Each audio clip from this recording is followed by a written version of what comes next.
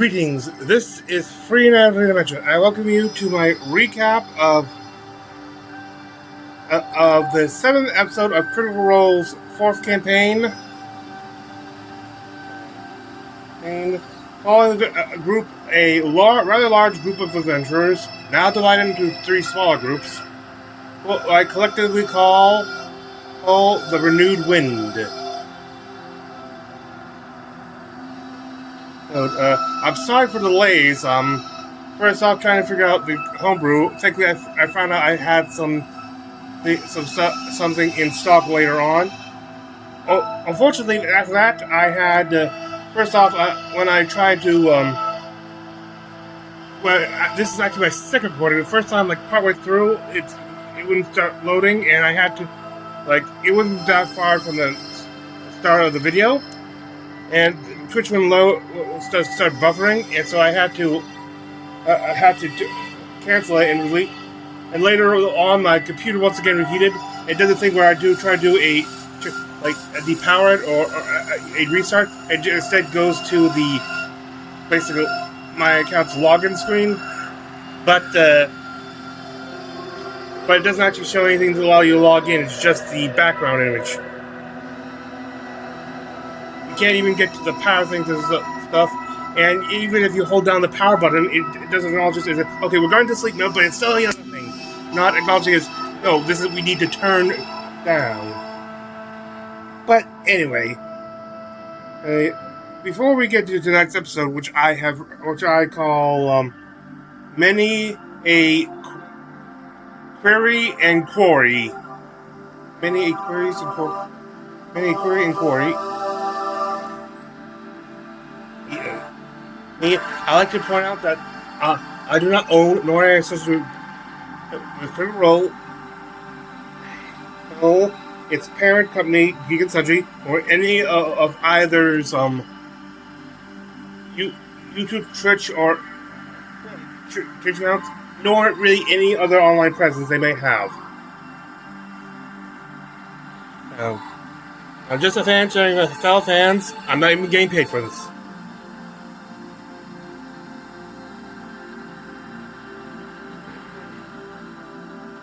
I will also be using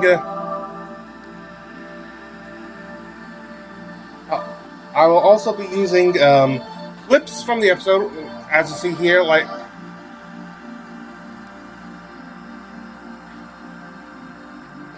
I'll be showing moments, a few of critical importance, but mostly of comedic value. Very hard to replicate. Especially with Regal in the cast.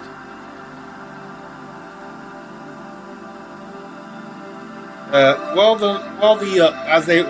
the wiki calls it, cold opening will be featuring 2 of the schemers table as I presume, and the rest of this will be taking place with the soldiers as depicted in the waiting screen here. Theo Pridesire, Thimble the Fairy, Cadigan Vale and his woven companion Wolf with a U. For all former members of the Torn Banners, the resistance faction of the Falconers' War.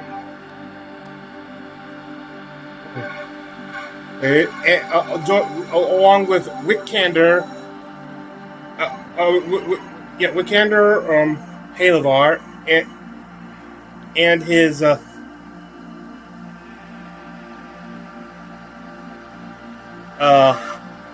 forgot what the term is. Basically, his aide or assistant, the demon Tierney, who has. Who has basically went against his family, the head of our family, and the religious order they're part of, the Condensing Creed, to aid them in their quest. And with that way, we head, as I said, with 2 members, we head back to the city of, what the fuck was the city called again?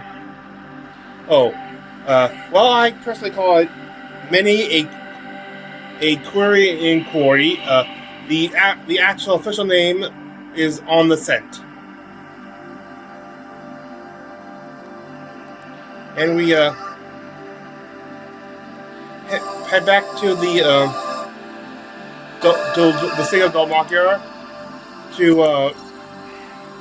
to the Pentavral Magic College, where the new dean,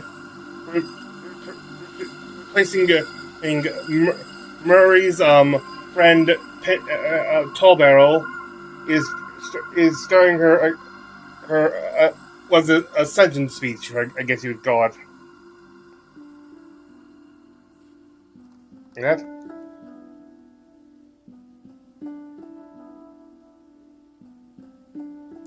Murray up to you're at the roll.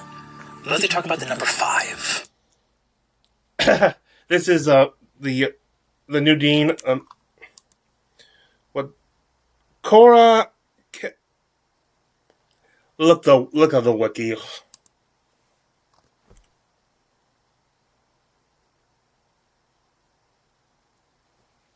Anyway, we move in the back. We see, just we making see sure. Murray up to. I've already had technical degree. Murray's like 5.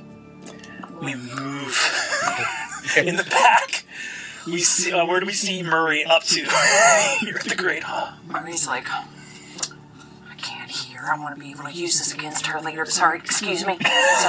Sorry. Excuse me. Highly irregular. That's my seat. Sorry. Move. There's open seats in the back. Shut up. Across town at the Argonaut, walking through beautiful marble halls, a Bolaire Lethalia walks as the Lord Tenede Wernst speaks to the Lady Amaria Dason Cormorey, saying, "Well, it's absolutely stunning, of course. I mean, the building itself is exemplary." She keeps her eyes never trained on you, Bolaire, marveling at Shay's blade, the last of the pariah blades hanging in its place of honor here in the heart of the Loywing. The sword that killed the first god to die in Ahriman. Stunning, isn't it? Remarkably mundane. Well, I suppose that was the whole point of it, really. Bringing something mundane to something celestial, something beyond. One was inevitably going to triumph over the other. This is fake, of course. What? Oh, yes, we wouldn't leave anything that expensive and that rare for anybody could touch it, break it. Oh. Well, it's just this beautiful exhibit all around it. It just seemed so real. Well, it's very close to real, but there's only one way to know if you could actually tell the difference. And for someone of your standing. How interesting. Would you like to see the real one? I very much would, Master Lethalia. It's the least I can do after making you come back, after everything ridiculous that went on last night. As she walks away, she smiles, nodding to you. Go ahead and give me a persuasion check. I should probably I should probably point out that no, they would have explained this already. Sorry, never mind. Yeah, just to be clear, this is part of the Argonaut, not the Pentavral. Really? 9. Walking beside you, she says, "Your kindness in this regard is deeply appreciated. The pariah blades, you said celestial. Were they capable of harming celestials, or only the gods themselves?" Well, no one really knows. I have my own theories, and I do put them forward. By all means, Master Lethalia, put them forward. There's so much we don't know about... Despite it only being 80, 90 years, not that long ago, there were battles that were barely seen few survivors, and we have so little information about what actually happened.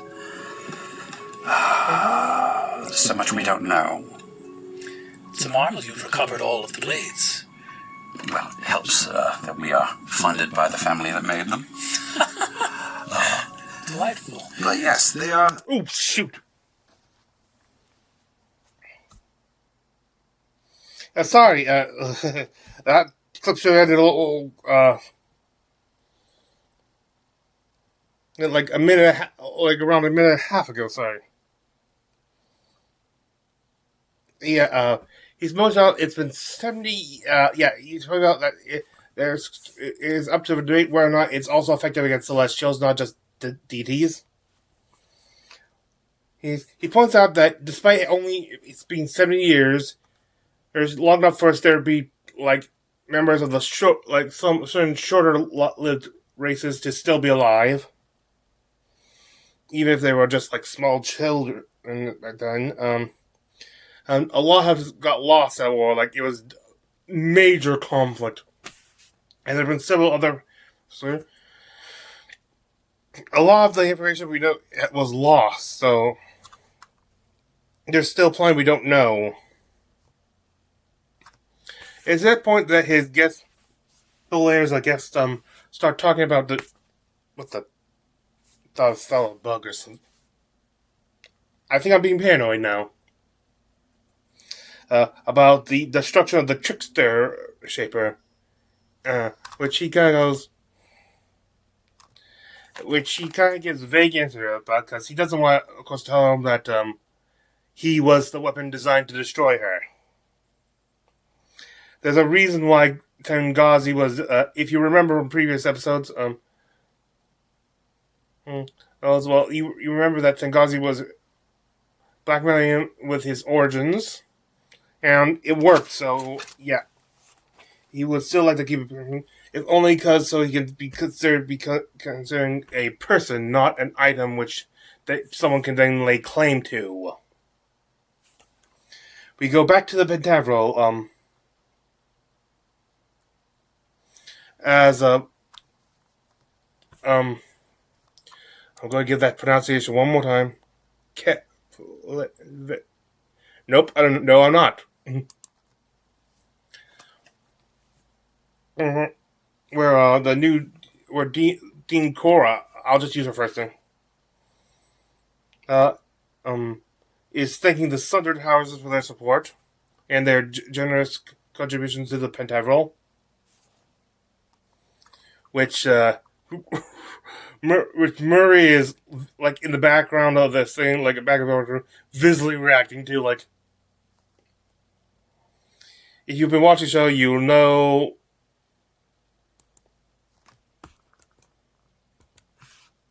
Our noble representatives of the 5 Sundered Houses. Today we are announcing the Comrade Scholarship for Arcane Service that will enable us to teach even more eager pupils than we ever have in the history of the Pentavral. Shut up. Don't tell me to shut up. You see that, she says, 5 deans, 5 architects of the Pentavral, like fingers on a hand. Oh, God. You see her eyes dart to you, and you get a message cantrip in your head that says, "Keep it to yourself, Murray. I want to see you in my office after all this is done." I'm sure you do. Old ways are dying. We represent nothing if not the triumph of the new.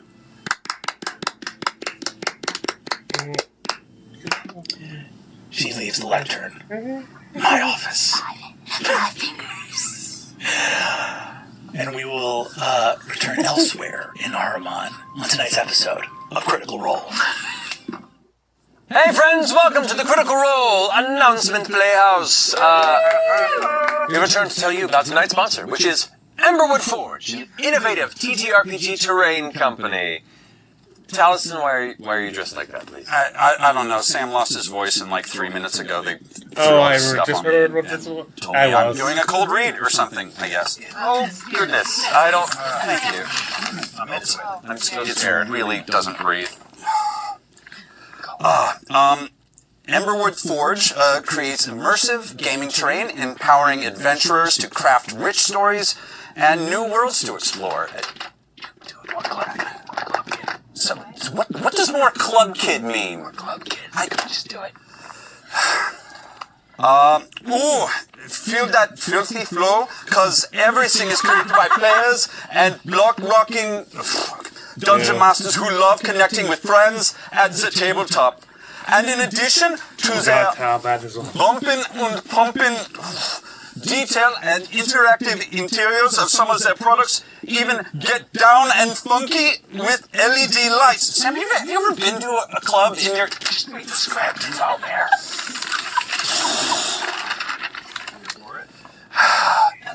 And the LED lights mean only one thing. Oh no, I'm not doing that. You have to. It's in the script and I can't do it. It means only one thing. It means... Like your tail. Oh, yeah. Oh boy. A rave! Drop that fat beat!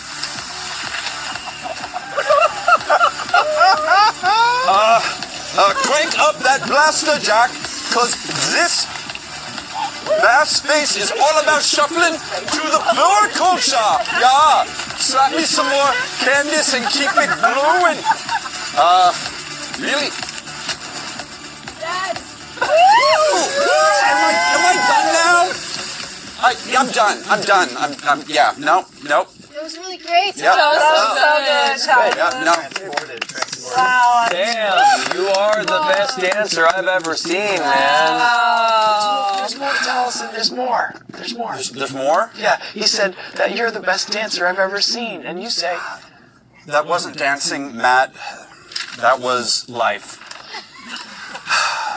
Whether your party delves into haunted crypts, sneaks gems out of dragons' lairs, or strolls through the bizarre Emberwood Forge has something unique to forge your next adventure. Okay. Their entire collection is natural to use. I am edible, thank you. Durable, and compatible with other tabletop creations. And don't forget, don't forget. Yeah. Oh no. The LED lights. But the LED lights. don't forget LED lights. Put those fucking hands up. Oh, back to Okay.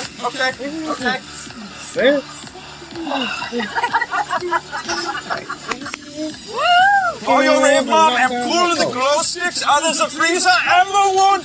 Oh, she's a real wanger banger.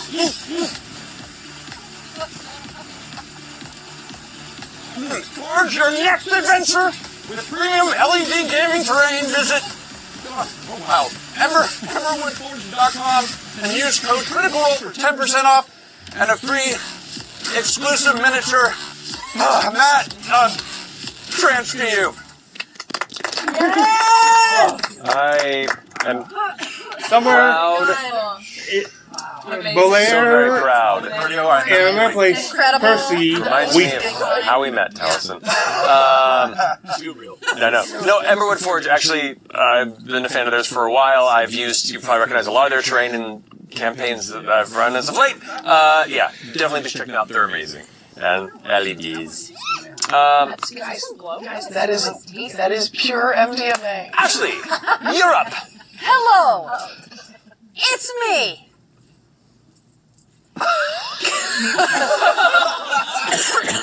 I'm Robert. Hello. I know. All right, you guys. Our last charity auction went through the roof. Yeah. The TGIT 90s one-shot raised over $80,000 for NC Wit. All thanks to you. And it actually went so well. All right. We're going to have another auction. So mark your calendars for December 10th because Critical Role, with help from our friends at eBay, will be hosting the 10-year anniversary charity auction. This time, proceeds will benefit all of our partner charities, and you can learn more about each of them at critroll.com/foundation. And there will be more surprises and details coming up. But in the meantime, expect auction items like limited run and discontinued items, signed merch, and one-of-a-kind items like... Alright, I'm going to be honest with you because I'm having a hard time with this. And I've really been contemplating if I want to do this or not. You're gonna do it? You're going to do it? I'm going to do it. So... items like my dice tray from Campaign 3. Okay. I know. Oh. I still don't know if I want to give this away. It's for charity. I know that's what I keep saying. But You're a I better love woman this. than I. I know. So I think this will probably be on the list. So, stay tuned. It's going to be a lot of fun, and you're not going to want to miss this. What we will be missing is the intro the intro sequence because you've already seen it.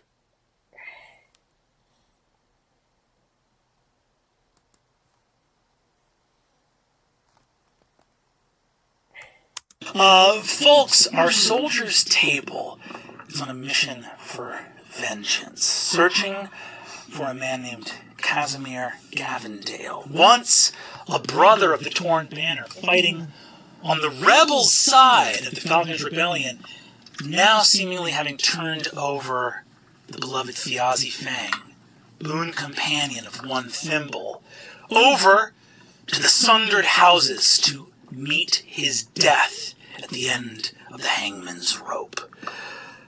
We have traveled north in pursuit of the trek to the Rebellion.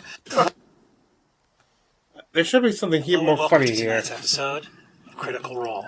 I don't know why anyone's laughing, because I'll tell you what's deadly serious. The combat we just had at the Wraith Tree! Okay, I think that was it. And after recapping stuff that you already know about, therefore, trying to figure out ways to cut time.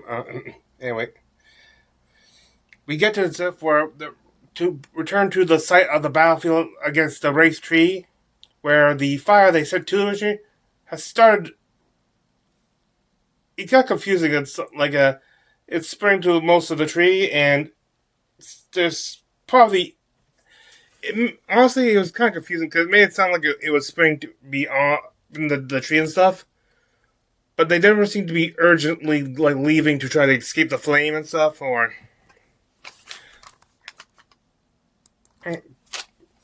they're actually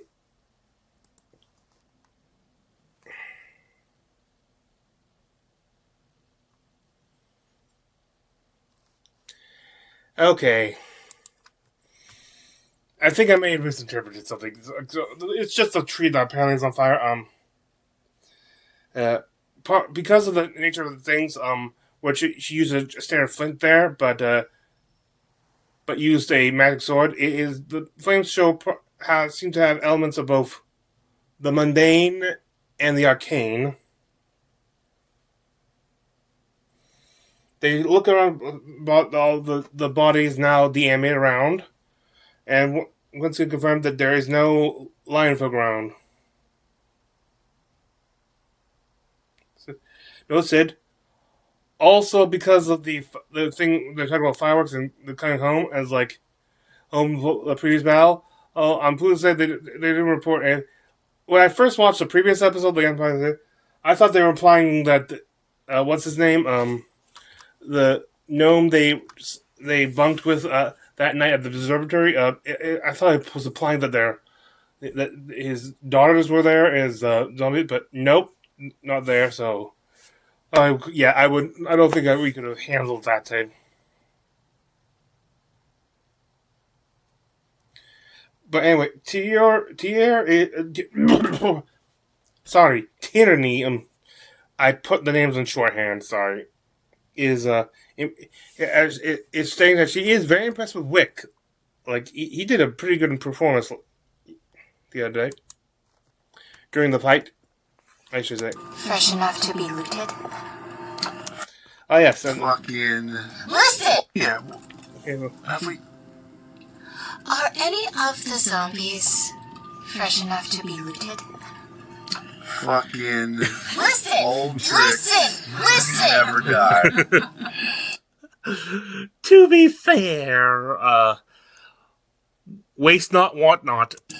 What a absolutely marvelous question. Go ahead and give me an investigation check. You're so polite too with it. There's Oh. no doubt. Whoa! That's a 22! 22, hell yes. I would like you to go ahead and please, on a 22, we'll call it for every 5, starting at 10, and for 5 above, we'll go 2d10. So give me 6d10. Oh my Roll gosh. 6d10 for me. What? I'm so happy. I don't even know what this is doing, but it feels really good. Go ahead. Rolling your demise. That's what she said. Okay, 6d10? That's good. 5. You don't know One what more, you're doing? one more. I That's have really one good. more. 6. Okay. And what am I trying to do? Okay. Go ahead. Can I get high or low? Go Wait, ahead. no. Go ahead. Oh, you're trying to get high. 38. Yeah, bro. That's what he said. You find 38 gold pieces in several different denominations scattered throughout those people here. Somebody needs I'll even go ahead and say it's probably like, call it 31 gold pieces. That's 7, and then call it like, 56 silver pieces, and then call it 104 copper pieces. Okay. So, over. But this is, by the way, Thimble. This is going to be 20 minutes because each of these poachers, these are poachers and smugglers. As you look at those assembled and gathering out here, the terrible calculation of the Fae, who are themselves, some of them are good, but not all of them. And even some of them that are not good didn't approve of this plan. But, Hawthorne is a spirit of wild nature, maybe neither good nor evil.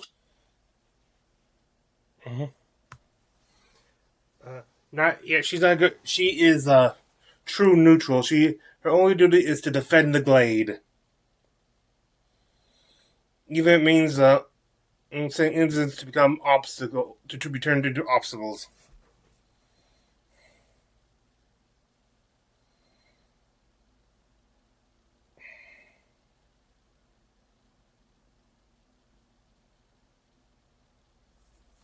As they, how, or at least,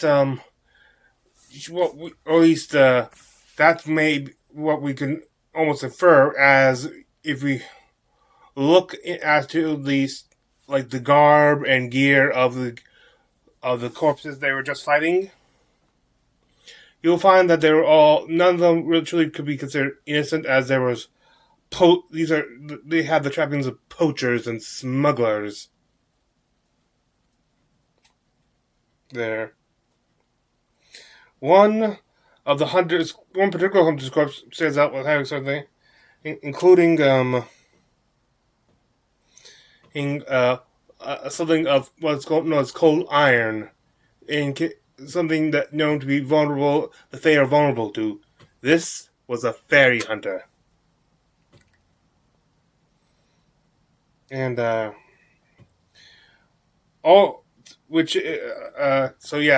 was someone who was a direct threat to the glade. Taken out, and because of his new de-animation, able to loot off 2 vials of a glowing liquid. It has they were described as having different colors, but of a sort of a lava lamp consistency.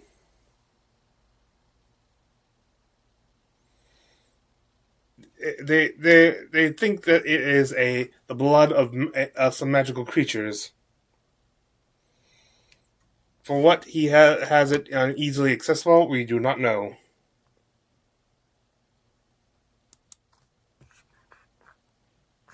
Yeah. Right here. Who is... You can see... my gold to Taylor. You can see that... Oh, you give the gold to Taro under the armpits? Yeah. In the purse. Where does it go? Half marsupial pouches.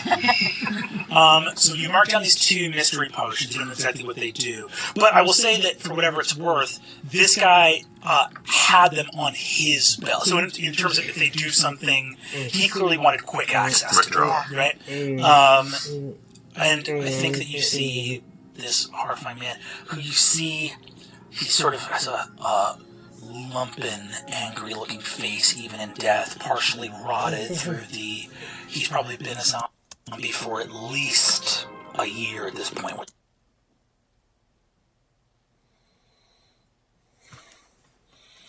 Yeah, it gives you to give us to show us how long this is going on for at least.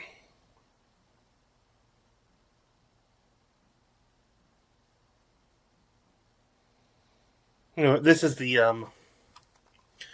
the fairy hunter they were looking at, and he is probably the reason why there was such a strong showing of force when they only got close to the glade.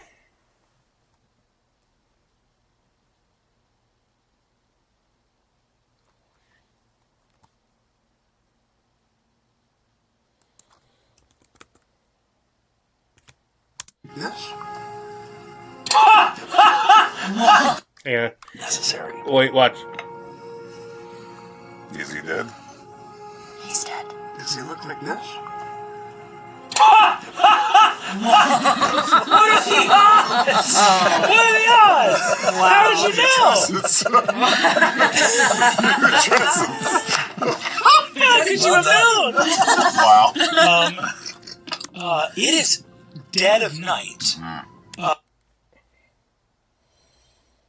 With the Twitch controls. Anyway,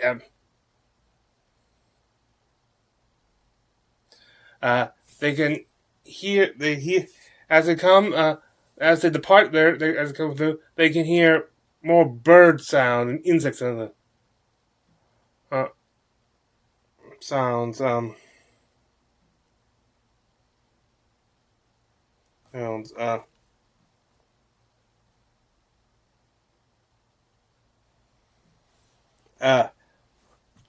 Because the first things were being investigating to find that the place they feared, they can say, is now once again accessible. Now, in matter of fact, the whole force has become much more accessible. I guess in some way, though, this will mean people be able to get to Hofgorton's glaive more easily. So, yeah, every action can have good and bad consequences. Amongst what they grabbed and loot were the pieces of the bronze holy symbol, which they have identified as the symbol of Thanzul, the Sun Shaper, who the Halvards once had allegiance to.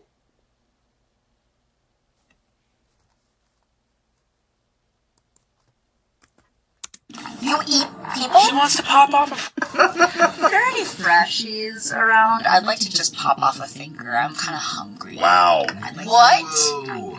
You eat people? She wants to pop off a freshie, gang.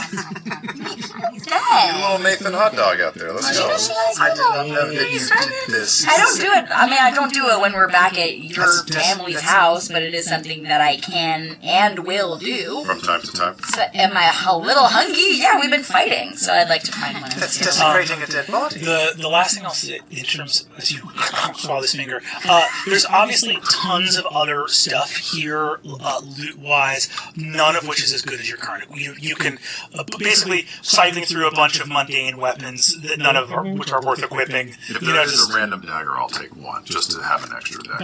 By all means, yes. You can grab. There's hunting knives. There's a lot of daggers out here, but nothing you find is really of worthy make that would be worth, unless you don't have one. What kind of finger do you take? Middle finger.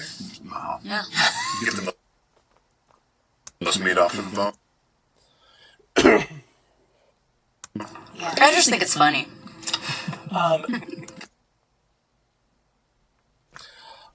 As they continue to loot, they find that all around the loot, like the gear, the weaponry and stuff, it's been like on some corpses who have been out there just shamalawed, not being maintained, and quite frankly, even when it was like fresh and stuff, even when these were fresh caught, it wasn't the greatest because these are like just people, just low level. Most of them are low smugglers and criminals, resulting in everything else being it results in all running loot being too low quality to really take with them. Like it would not work for replacing their gear with this. So I think one of them takes one additional extra dagger. However, the night is still young. And they may and not all the undead of the forest were of the trees making. After all, there is undead everywhere, increasing everywhere. As we found out our place, the underworld has become swollen with less access to the afterlives. So there's still dangers in the woods. But they still decide to push on to the night. If only because the tree is still burning, and even if it doesn't spread, it could attract. It's a basic beacon saying something interesting is here.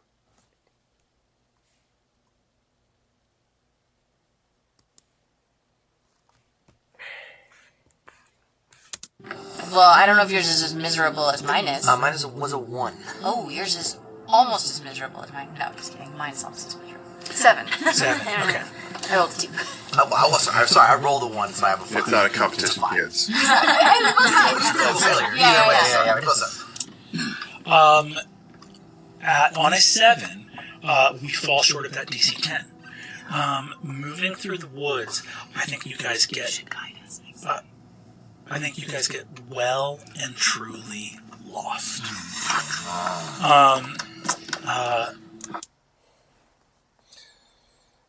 Yeah, well.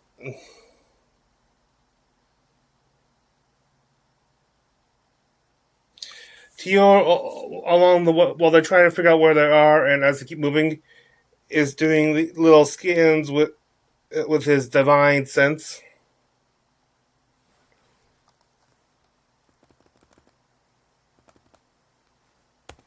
Open all. There's no The stars. We got 3 moons. Take that. They're all Try to use celestial navigation. Haunted. But No, there is but a single moon in this world, but the you can fly up if you would like. If you want to head up. Yeah. I mean, I already rolled like shit though, so. Hopefully there's nothing. I was going to say, I think flying up, you just see that it's overcast, which it often is in this part of the world, rainforest. As you guys are moving along, I think that your choice is either just park it in the dark, I was going to say that exact thing. or Poetry. if you want to not sleep, you guys could just try to push through till morning. Oh, sorry. No.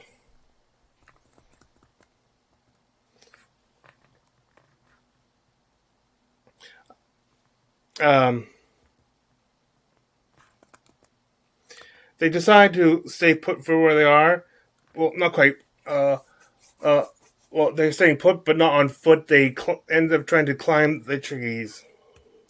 Generally adverse to being up. 40 or 50 feet up, but you'd have to scale up a massive tree to go do that. I am generally adverse to being up in trees. You have fear of heights? Well, you're getting stuck in a tree, but, Has that happened to you before? when I was a wee cub, Did they have small to child, send for the fire brigade? we did. It was very embarrassing. I'm not opposed to going up. Let's go up. Hell yeah. Up in the tree? Just flap your wings. Yeah, you want to stay on the ground where the zombies can eat you? No. But won't we fall? We'll tie you to a branch. We'll tie you in. All right. I guess we trust him. I mean, I got these hooves, so I'm pretty good at climbing. Although not as good as that one Surely girl. you've climbed a great number of trees in the city, yes? As a boy. Have you seen how soft his hands are? I have. They're like mush. I was not allowed to climb trees. Ah, First time for everything. You all get up into the tree. It's like scaling the tree and building something, like putting a plank out that you can like lie down. You can feel the wind moving the tree under you. You're like tying ropes around yourself so you don't fall out and crash to your death. You are able to rest far from the ground. You only get the benefit of a short rest.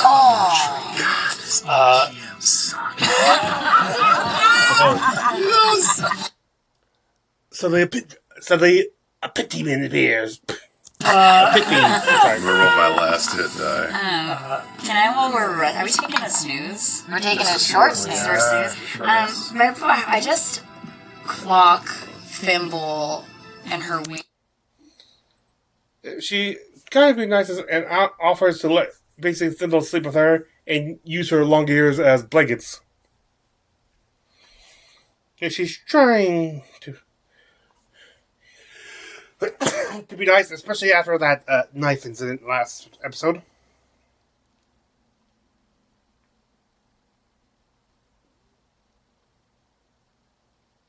This is where we get. They started hearing more like an off bird and a few insects coming in. Like they're starting to investigate why the forest look and find nothing to scare off. Well, soon we can. Sorry.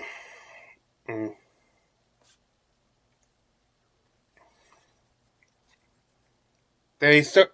Come the morning, they start heading north. A light drizzle starts, very light, like it's not even really wetting any of them because the heat they generate is evaporating.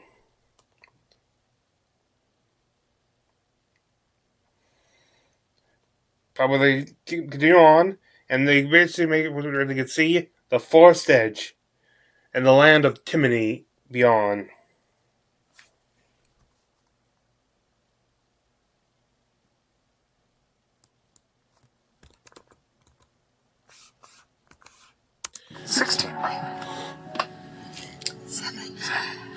Or Great.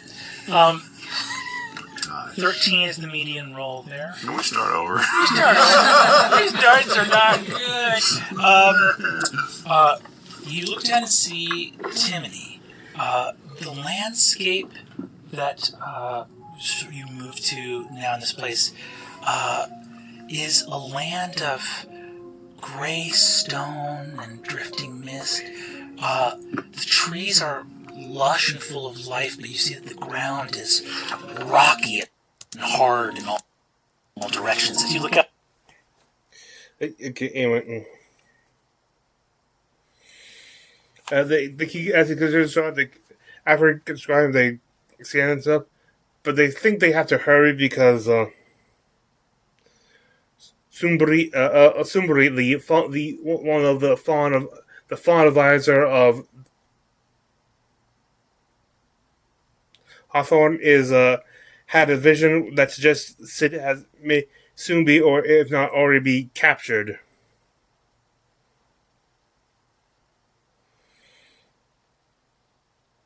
And they head toward. This is where I'm going to need the wiki because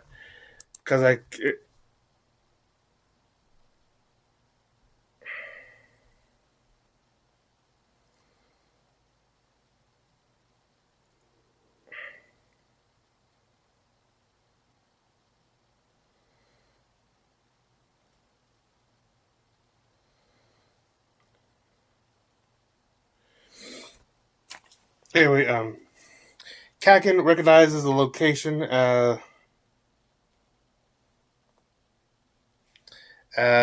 Valo. Well, they can see on like the outlining trees of the forest, like these ropes tied around them with charms. These are fairy trees with offerings for the favor of the Fae. There is what appears to be some sort of chapel at the bottom of the hill.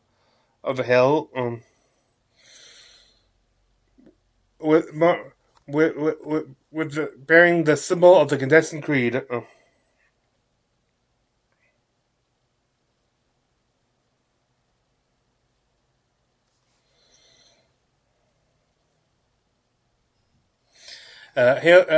Wick tells them that the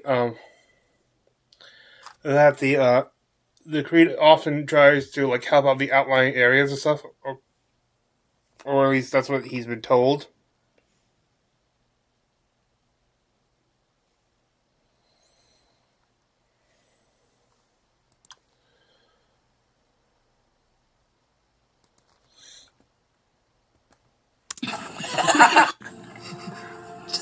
Sawed off. This was a gift for me. This was a gift for us. For a little one with teeth. Okay, one of the charm thing. I think you find one. Just sawed off. This was a gift for me. This was a gift for us. Because your marriage is now blessed. Yeah, that's don't what you feel like you should like conduct some newly sort of married ritual couple. as you take it and give them your luck? Shimmy and give a little fairy dust and spit on it. There you go. I hook the tea onto my belt. The old shake and spit. I've seen it many times. Bet you have. On that 16 insight, I think you just look down and see, getting down farther away, you, I think, get a feeling of,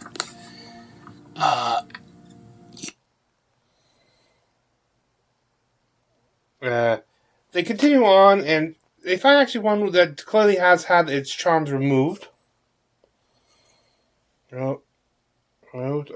It's getting nearer to this chapel. As I get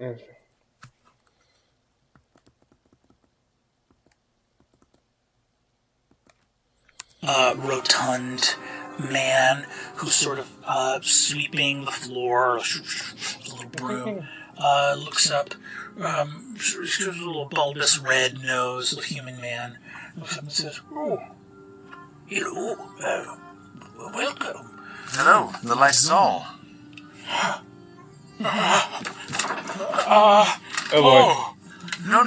No need to be nervous. It is I, Vikander Halovar. I'm here to check in on one of our outposts.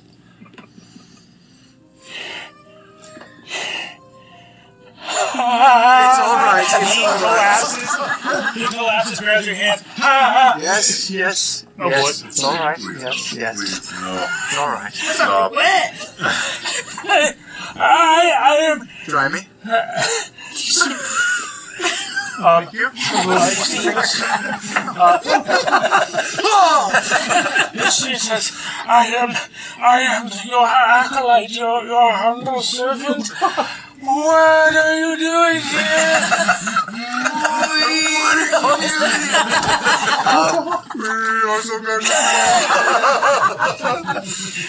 Please, be at rest, be at ease. My friends and I are on a journey to check on the goings-on of the Candace Creed and all of our operations in this area of the world. We just wanted to make sure that you have everything that you need, all the resources you need. It is all right. It's okay. Have a sip. Have a sip. I'll take out my little chalice and get some water from a water skin. No, it's just... He takes a sip of the water, and is just staggered and blown away. He takes a sip of the water, I have everyththing I need for the light is all, and all we need is the light. And all in the light, yes. Can you tell me, is this a test? No, there's no Yes, it is a test, and I'll hit my pew. Oh, sure. It's really shaking.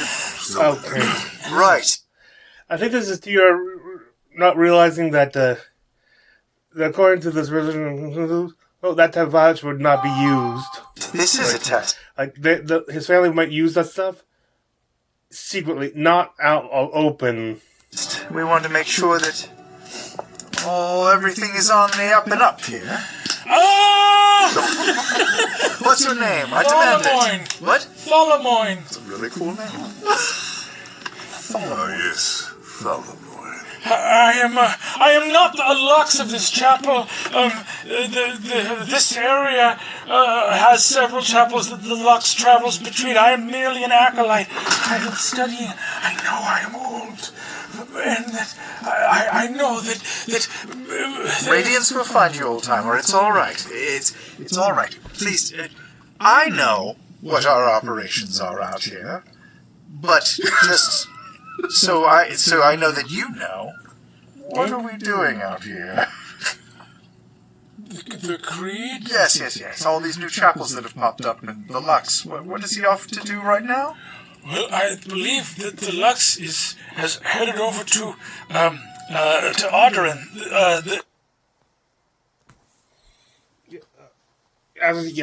Audrin. Audrin. To work on something.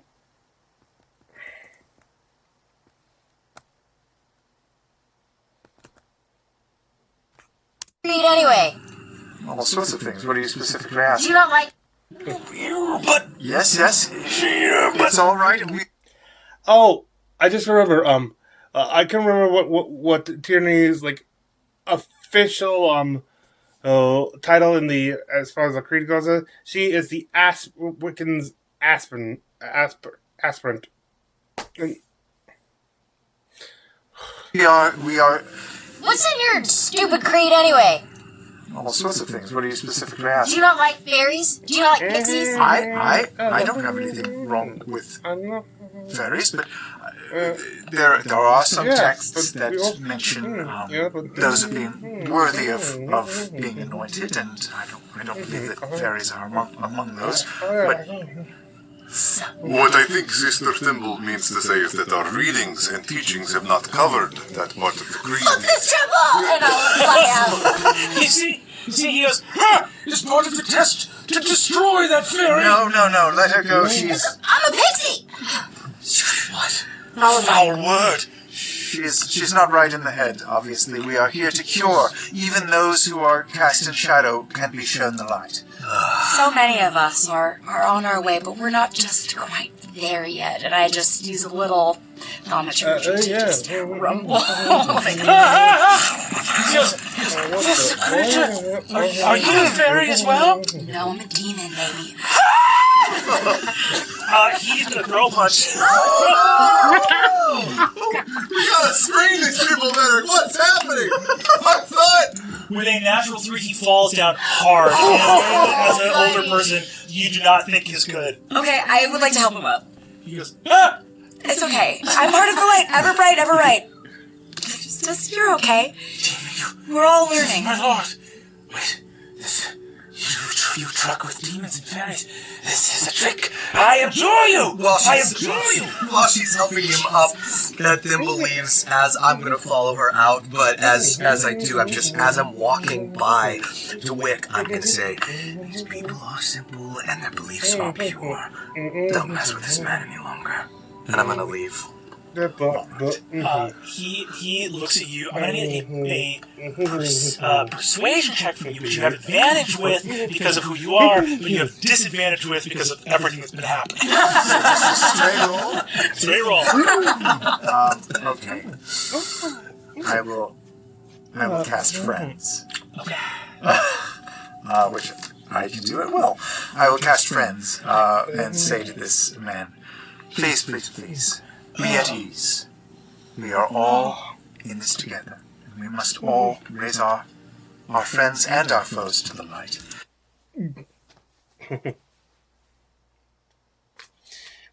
And as he says it, Wick casts friends on them to increase, to get aid. And then while trying to use that, he asks for food and horses to give them. He gladly will give them some of the bread. Bread, though he cannot. Though the chapel has no horses to be. Doesn't have any horses to his name.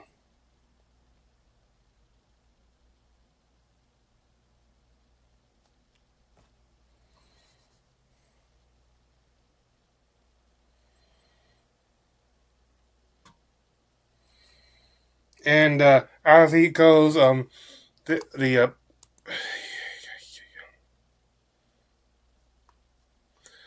the frick is this guy's name again? Solomine does ask if he could use it to have himself tested for being a light bearer.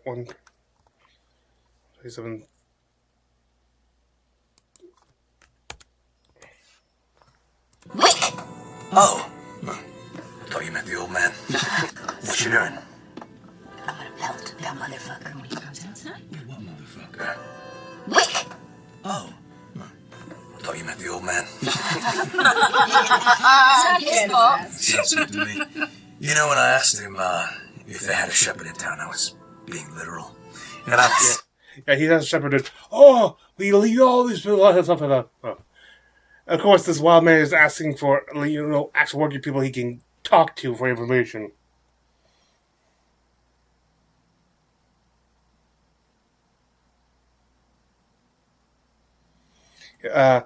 Anyway, with that though, he decides to look out and see what his human eyes. What do your human eyes see? Sorry, I'm a nerd. Anyway, he sees a few people working in the fields with their flocks and shepherds.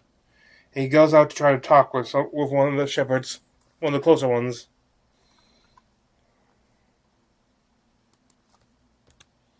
Wolfric wearing armor certainly cools his thing for a second. Do you know you're working with the Great White Shark? yeah. He goes,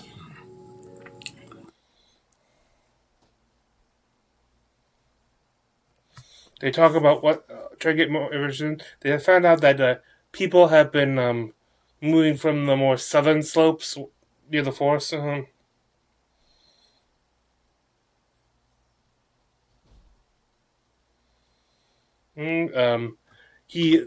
guy started. Oh, I should probably start. The guy did warn them about the dangers of forest and stuff there, and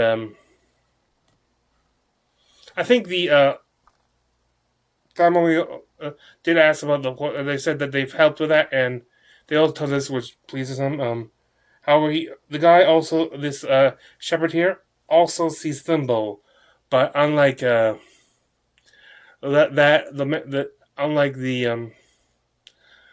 however, he has good memories of he is of the including of the creed, the contestant creed, and its chapel in Valo is a relatively more recent thing, and plenty of people here still worship, follow the old ways, the old path.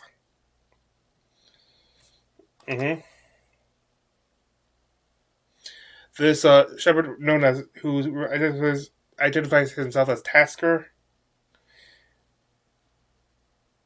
This is where they hint. Sorry, this is where they hint that sort of at least hint at that they've dealt with the undead. He says they're probably they do. Who warn him that say that they don't think they've dealt with all of them, but the woods have been, but their numbers have been greatly reduced. Still urge caution, but you could probably send some more less risky to send people in for foraging. Perhaps One of the Earl's knights came through. noticed any on the roads from the vantage, any sort of caravan, any one perhaps? One of the Earl's knights came through, riding through the villages along the forest, calling the Luxes back to Ardarin, but the... Oh, there was the other... You see, Princess, there's been some activity. I believe the king has left. We have word that the king is headed south for meeting with the... Keep in mind, they're now in Timmy, which is its own kingdom. With the orcs of Kahab. Basically, the king is heading to negotiate with the land they just came from.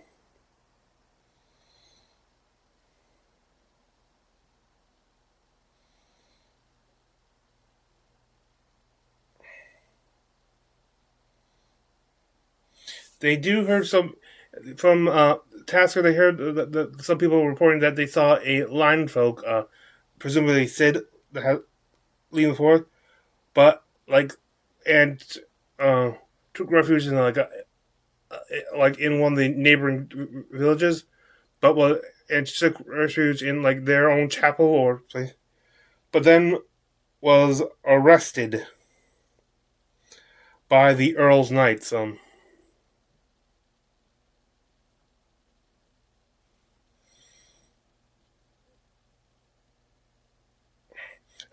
This was in the neighborhood of Sloke.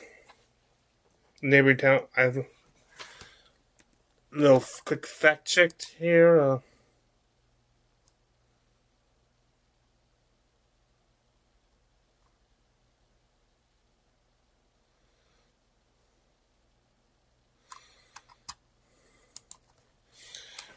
No, sorry. Sloke was where he was taken to. Mm. He was seen a letter. Yeah, he was the local Lux was presented a letter which caused them to send him to send Sid to Sloke.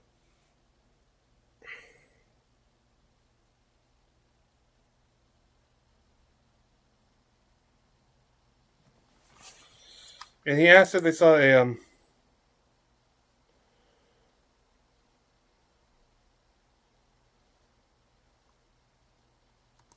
hang on. Is that what? Okay. And yeah. Okay. Now that's okay.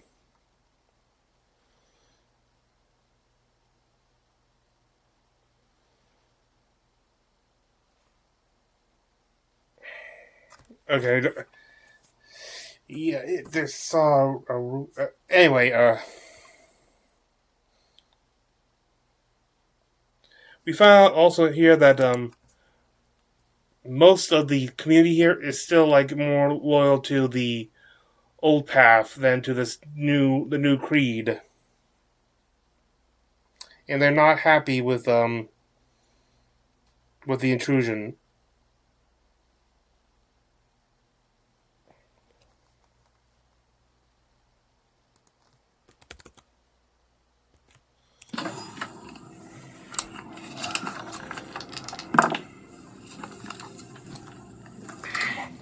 Come on. 19. Nice. As he goes off, you see he walks off towards his dogs and his sheep. That little charm you cut off has a T and a W on it. Oh. Tasker and Wendy. You stole their wedding gift. And now she's coughing to death.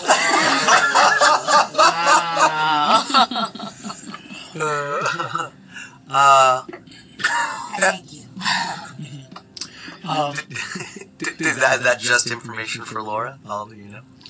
You can give me a perception check as well if you'd like. I would. See if you notice it too. No bueno. You guys head off. For those of you still in the chapel.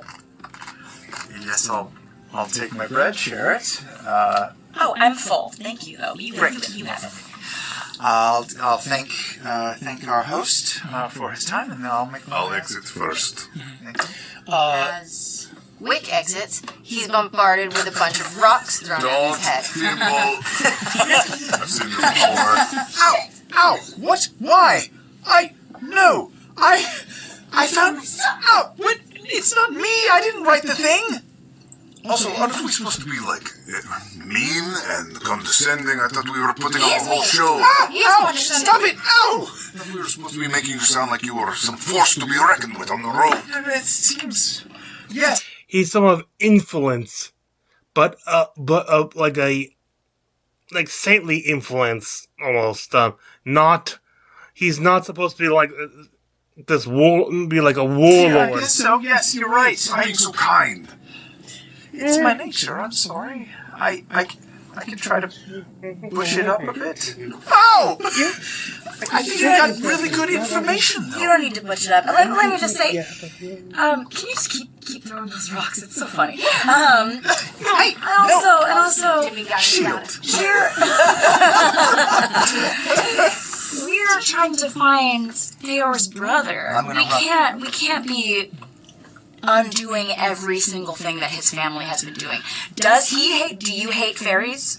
Not inherently, no. It is. No, of course not. It's just. It is one of the. Believe that we're not worthy of your. One of the 7 shining tenets. Ow! It's one of the 7 shining tenets is seek out the dim soul, the shadow, the demon, and snuff it out like a dying ember. However, you want to snuff out demons? I'm just saying that's what was written.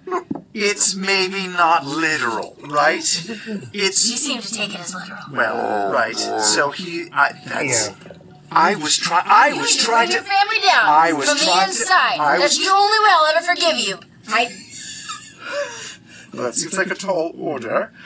Take him out. Why don't we focus on finding Sid first? And then we can take down the Candescent Creed in a way that is smart for us to do, so nobody gets snuffed out. And I don't think that you need to push it up. I think that you just need to make sure people are talking about you in a way that you are. Be as nice as you want. How long does Shield stay up?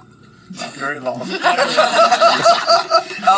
I will run down for my convo with the shepherd and relay all of the information I got from him to Teo and the squad. We gotta go. So that's right. I forgot.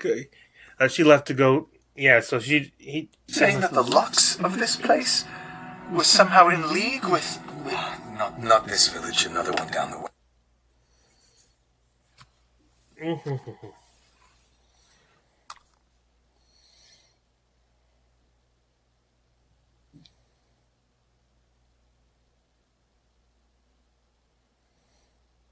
And we found he was taken to the region of the region of Gormley, to the town of to Slough, which is on the southern border of that region's which is on that region's southern border.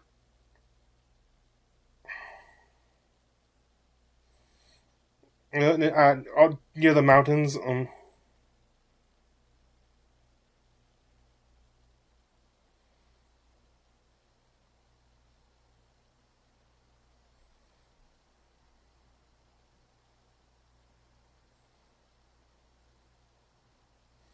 And they gotta be careful though, because clearly the Thunder houses still have influence here.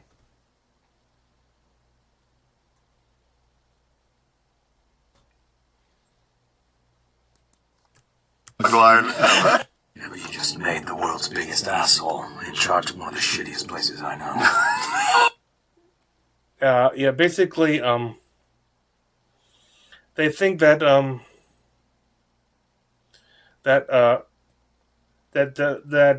they basically gave Casimir Sloke as payment for betraying Thangazi. Well, let me see how the shit stays in the city. Logline. You just made the world's biggest asshole. So, this is a tangled web. that's great because we're looking for both of them, right? So, 2 birds, 1 stone. Yeah. Yeah, but you just made the world's biggest asshole in charge of one of the shittiest places I know.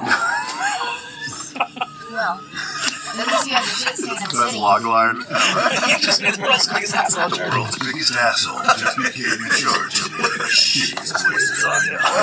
Coming summer 2027. Hell yeah. So, Cadigan, you know exactly how to get to where you're going. Okay. I think on that Dirty 20 history, there's a couple ways that you can get there. Fastest, most reliable, you will get horses, is the Kingsway. The Kingsway is exactly as dangerous as it was when you were just coming out of Dolmankar. It's got the king's forces on it. It's got all of these regional earls and barons and lords and shit like that. And you heard this thing from Thalamoyne about, like, something about the Luxes.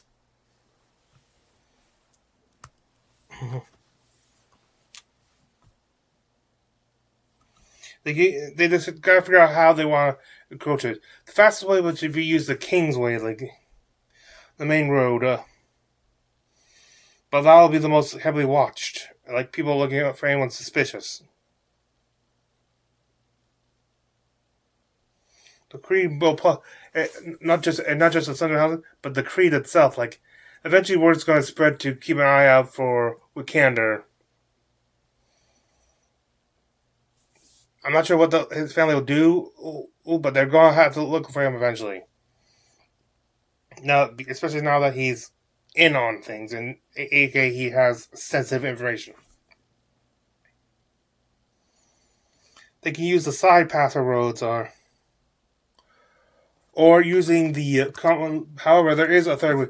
Hey, like because of certain laws and stuff, and like common and stuff, it is not illegal to traverse over people's pastures if you don't do damage to them.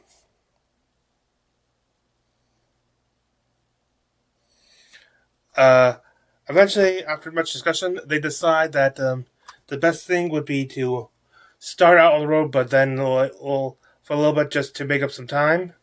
But then, at some point, they'll start going cross country.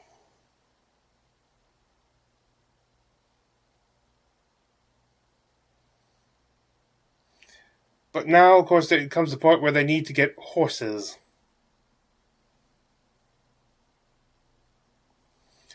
Tyranny, once again, reiterates one of the most important things is that they need to get their story straight. Like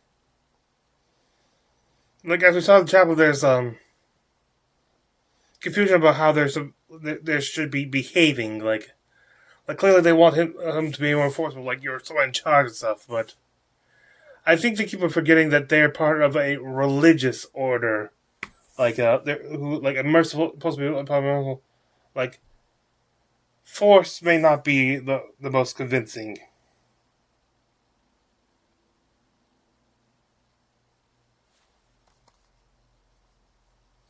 They do agree that even if it's not aggressive, Wikander needs to show authority, present authority.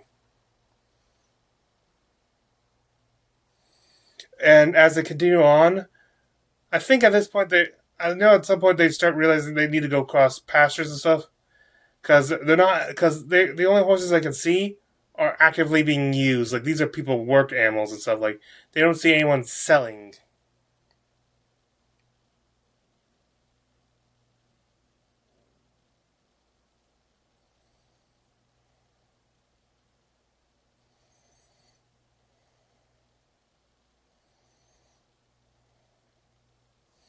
And there is another question that is once again brought up now. What are they going to do when they get to Casimir and find Casimir?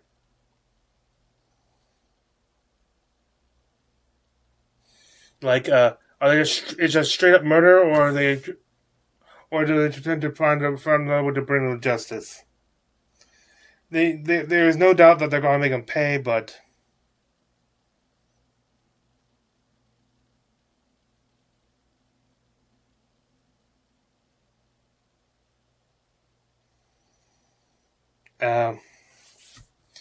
They continue on, and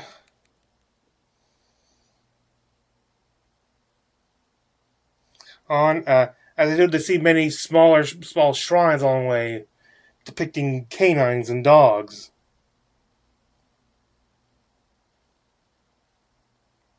Like a statue of them. and below them, there are actual dogs sleeping. Different debris and stuff there. There is also like food left out for them and water.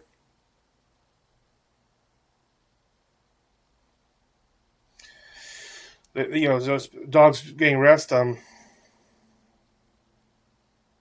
I forget it was a history or religion.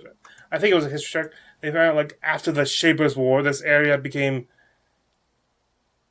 druidism.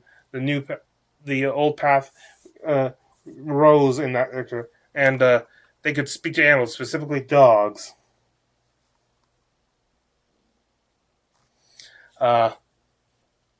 It speaks to how in a later war, the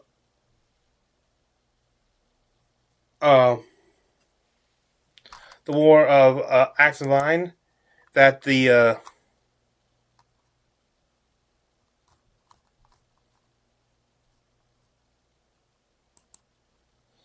that the kingdom of Timony was formed.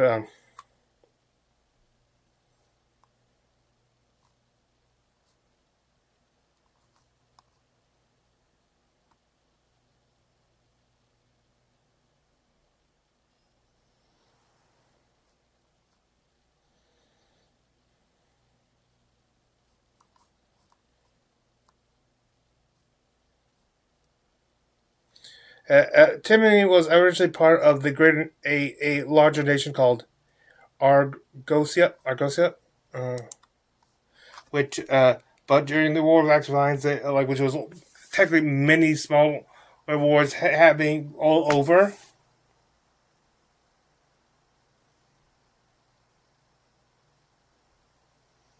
Timony gained its independence from them, and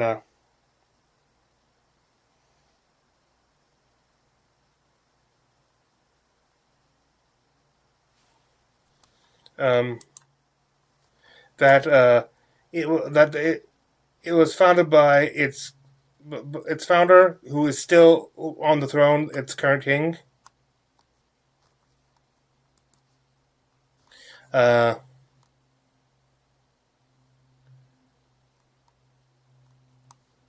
What the frick?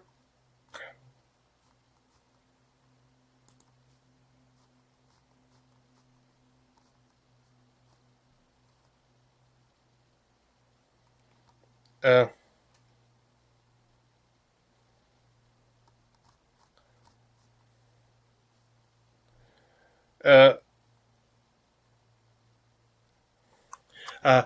current king who founded it was the founder, Augustus Valian, or as those who served him, or as also some people call him, King Gus.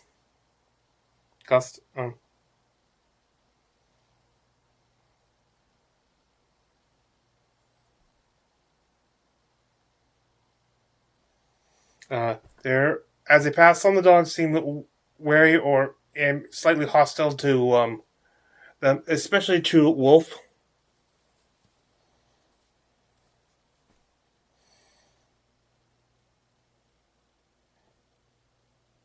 We found out like log dervs are trained as messengers. Like there are two.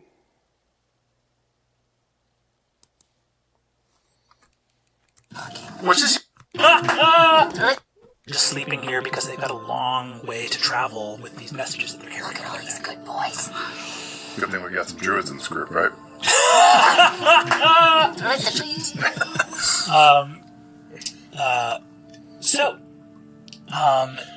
Oh, sorry, I interrupted. You guys were talking. What does your dog eat? Well, like, would he want to sample some of this stuff, or? Meat. My dog eats meat. All right. Is he hungry? Is there meat in the bowls? Yeah. Oh, how nice of you. Give me a persuasion. Give me a persuasion check from Wolf. Oh, from Wolfring. For persuasion. That's cocked, but it was good. Good. Wait, what is his persuade? How would I? Whatever his charisma is. Whatever. Wolfric has charisma? Yeah. Yeah, Wolfric's got charisma. He's got charisma. I don't even know how to check. This is all new for me. Wolfric's got charisma, uniqueness, nerve. Boy, where can I? We'll probably just call that a -1 to it. I rolled a 14. Okay. Wolfric steps up. The dogs all wake up as a wolf approaches. Yeah, massive. And sort of snarl at Wolfric's approach. No response. This is like the alpha energy doesn't feel the need to snarl back. Yeah. As Wolfric approaches and just starts eating the food, the dogs snarl a little bit more. And then just hunker down, glaring at Wolfric as he eats. But he eats his full, but doesn't eat his fill, but doesn't eat it all. Yeah. He's so gentle. He's a gentleman. He's wearing a nice suit. You guys depart. And continue to see these signs. Yeah, there's a lot. You can just see. It's almost like, if you travel in a country, you begin to see certain architectural design things come up. It's like seeing the Saltier in Scotland or seeing other things around where it's recurring, or the Triskel in Ireland, little shapes that come over again and again. You just see there are a lot of dog statues everywhere. It's just part of this country's, especially a newer country. It was a thing that's even though it's always been really important to the region, when they became their own kingdom, it became a thing that everyone could rally around as being a central part of their culture or their heritage. We are going to roll a really important roll. What? You guys are going to the Kingsway. I told you that was the riskiest path.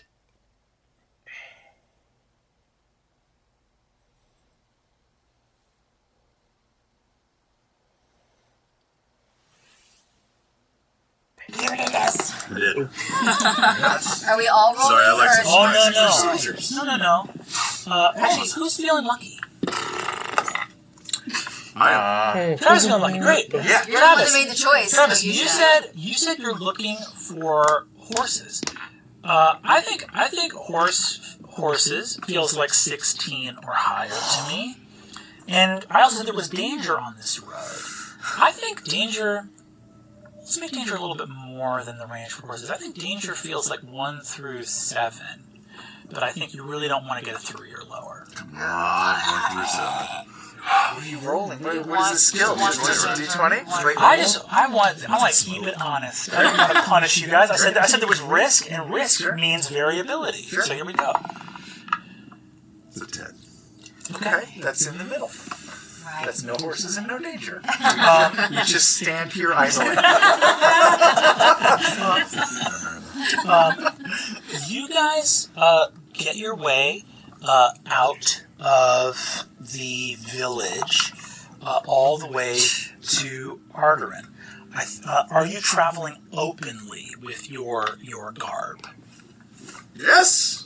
Okay. You are? Okay. I was told to push it up.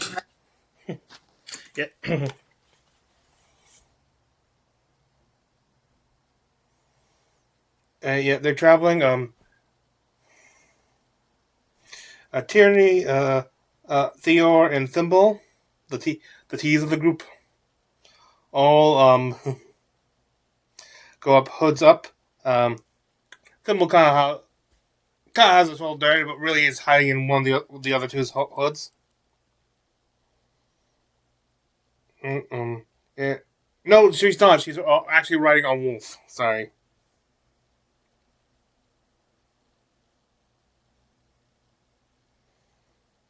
They keep taking the roads and are closing in on.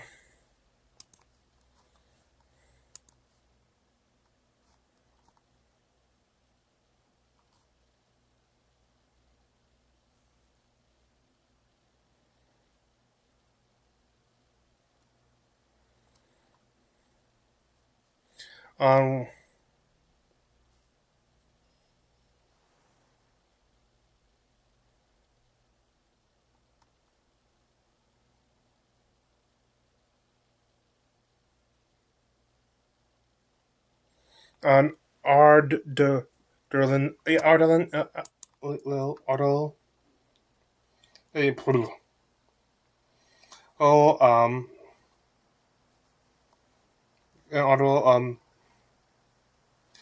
upon arriving in the city, which is like the regional capital, actually that could be the kingdom's capital.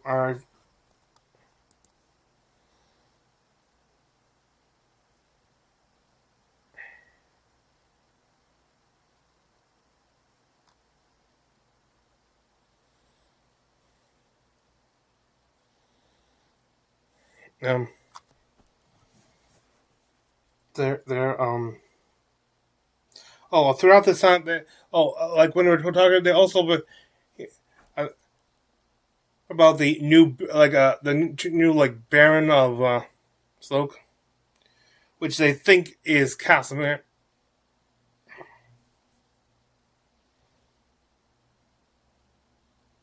Well, as I say, like the roads are mainly the main occupants of the road are livestock. They're checking taverns to try to see if they can get horses. A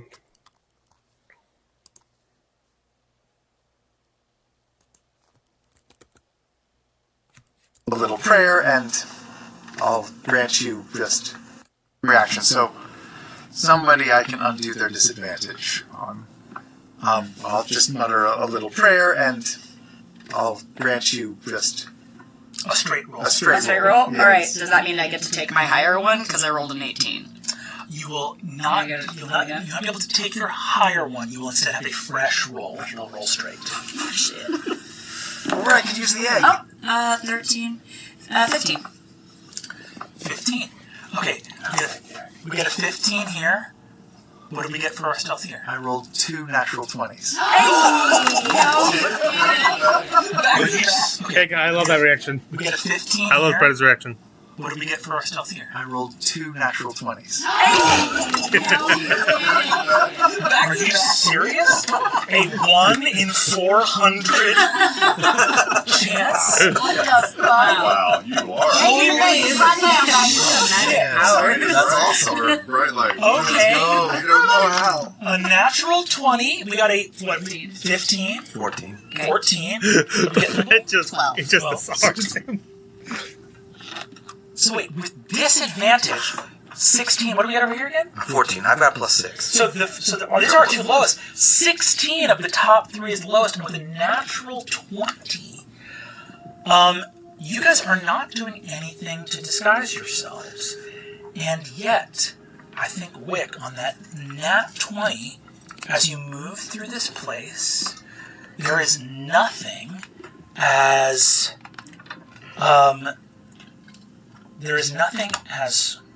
for lack of a better word, diffusive of attention and scrutiny as walking with purpose like you belong. There's no skulking. We're just moving through here. And what you see, I think, on that nat 20 is Arterin is crawling with the Candescent Creed. That's good and bad. Such that, and I think as you're traveling, because you've been going through the woods, you look a little bit like dirtier. You've been sleeping. You slept in a tree last night. No. You're not walking with a fucking radiance of whatever. Yeah. He's like can be seen as part of the creed, but there's plenty of Candescent Creed here. As a matter of fact, they see a guard card with a member of the creed. He's preaching his sermons and stuff, but they're specific sermons, but also using them to rail against the king. I guess they're not thrilled with the. I guess they're not thrilled with the amount of support they've been getting from the king. So, in future episodes could potentially see new conflict in this land.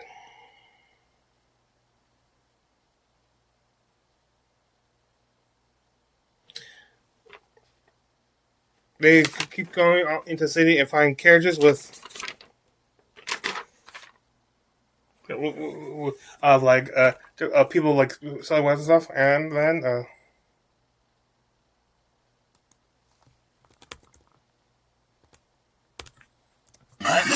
Go ahead and give me something of you. I want you to give us a ride. Yes. Oh yeah, Go ahead. he's over there. It's not like you first authority. It's Give me intimidate. Yeah. Take off your clothes. That's a 1. That's a nat 1.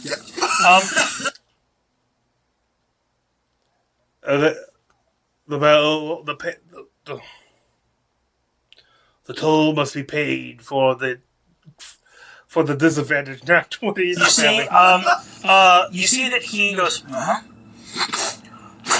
spits in your face. He looks at you and says, I'm Gus's man, through and through.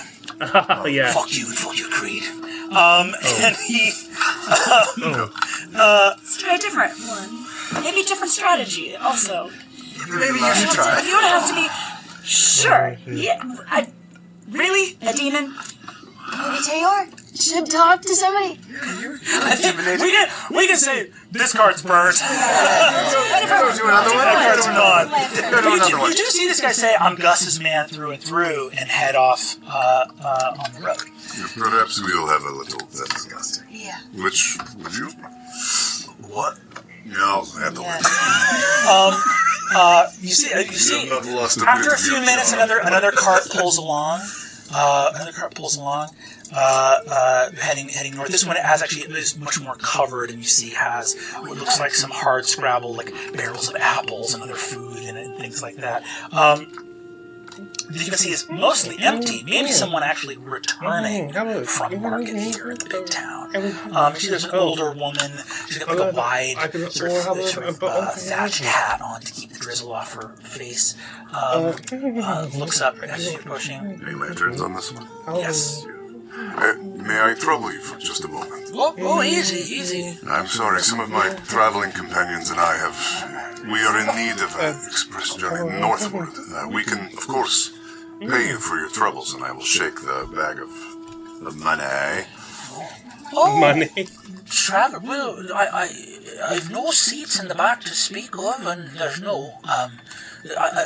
I'd be poor accommodation for you and your friends it's not a carriage by any means. It's just a cart. Yeah, we don't mind riding atop and perhaps providing some extra security and some peace of mind for your travels. You see, she looks out and says, "Go ahead and give me persuasion." Yeah, and I'll also put 4 gold in her hand. She sees 4 gold. Go ahead and roll with advantage. Persuasion. What if we pay her even more? Can we pay you more to ride? Oh, Carrigan, thank you for that guidance. That's I regret taking that initiate. Flat 10 with a D4 or no? I didn't roll a D4 for the guidance, but Guidance. Let's you. Call it DC 12. Plus 3, so 13. Such a great play from me. Such a great place, Cadigan. Cadigan, what do you say in this moment? Because you can see that, like, an armor, it's just all a little too strange for this woman. She's about to get sort of scared off and try to beg off because shining armor lion man. Shining armor lion. Mm-hmm.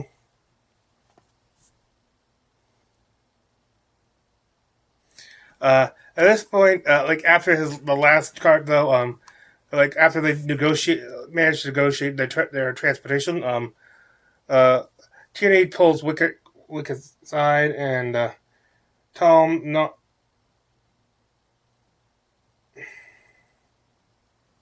That to act like yourself, not like Tior. Tior can pull that off. You can only act. We can only act like himself, like.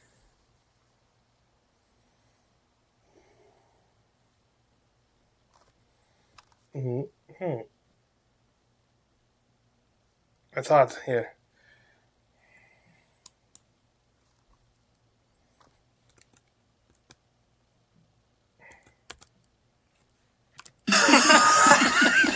is that you agree, but you don't have to be that.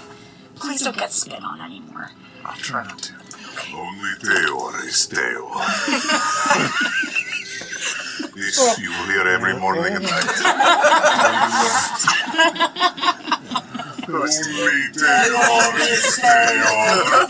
Every morning when we were traveling. Oh my god, get in the fucking car! Only Teor. You see that the older one turns around and says, "Feel free to lie down. We sold."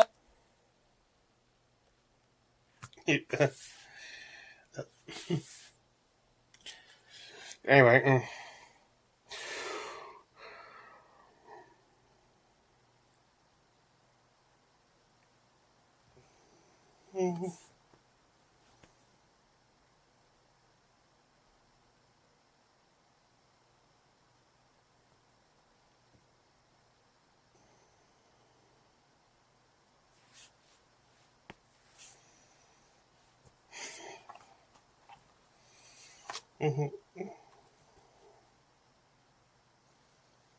Okay, anyway, they are...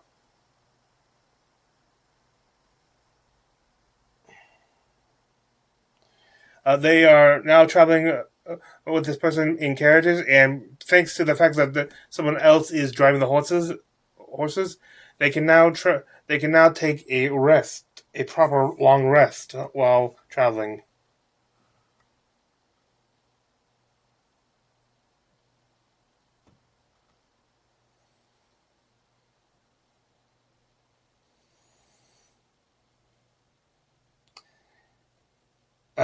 Thimble, uses the rest to change her weapon mastery, because she gets, I think she gets 1 right now. They ride through the night.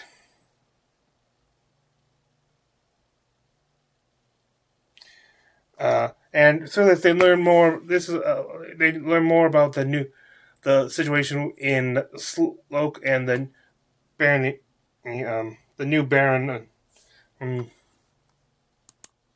And what's the Baron Gavendale? Gavendale of so. She was surprised when that they were expecting a Taconis to come take it, but no, this is else. And I try to figure out when they actually determined that the Zoo Baron is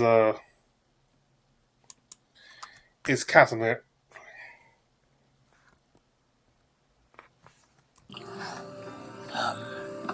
So, just wonder if he is a decent man or a good man.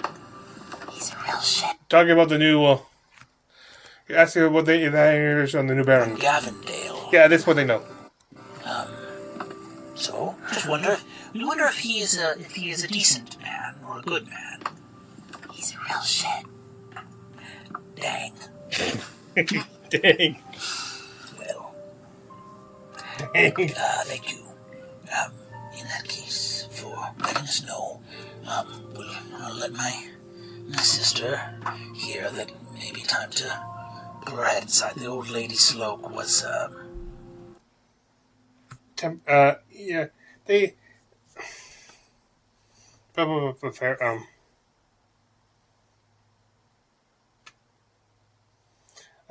they finished the wagon. I forget if we get to the old lady, the farmer. They're traveling with the lady farmers. They're traveling with home or they just she just stops for the night. But she sees across like a stream another shrine.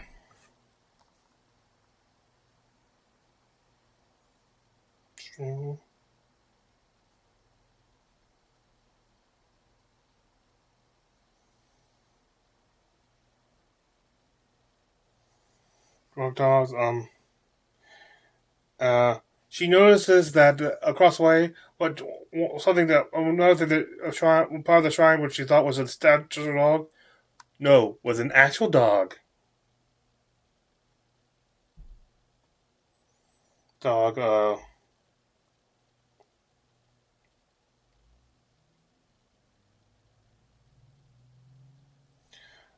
A very large dog. I think she can identify as a type of rock mastiff. These are known to be used as guard dogs often, not just like average guarding like a shepherding dog like guard the flock. No, like these can be employed to guard important people. Also as hunting dogs.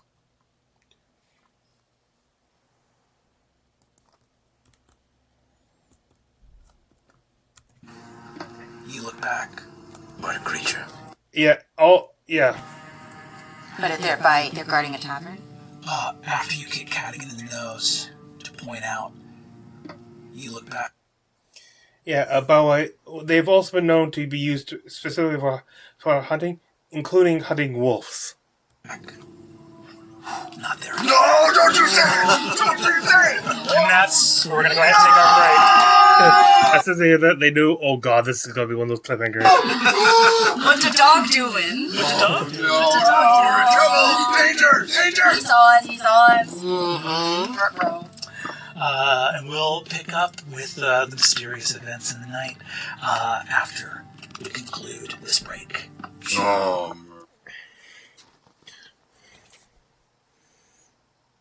After work, warns Cadigan. Temple warns Cadigan. They argue about dogs that whether or not this is anything important.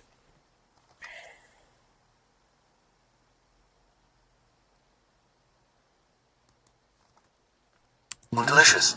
I'm barely a meal. Yeah, they're talking about that. I guess I'll go to sleep. I give you warning. If we all die, it's your fault. Why do you always feel like you need to argue with me? I'm relatively... Go to sleep. I don't want to go to sleep. Now I want to go look for a fucking dog. All right, go find it. Maybe I will fuck you then. And I'm gonna... I guess I'm gonna go fucking... Roost Wolfric and start fucking sniffing around. Shit, now I feel bad. Don't feel bad. You going to sleep? Or are you gonna come on this dog adventure? Sleep. Shit. I'll go on a dog adventure. Wow. Okay. Wow. All right. That evolved. Go ahead and give me. Cadigan casts glue, which, because of cutting additional materials, which I have not bought it, but and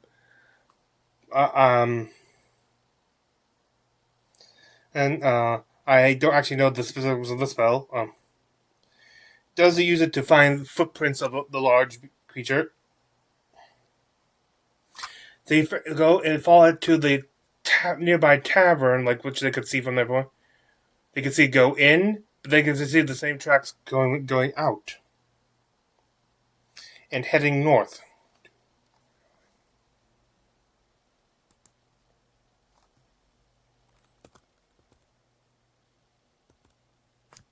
Into the common room of the tavern. There's some people sleeping upstairs. Don't be drunk. Well... wee hours of the morning, you guys walk into the common room of the tavern. There's some people sleeping upstairs. But it's just a couple sputtering candles. Everything's been put away. Mm-hmm.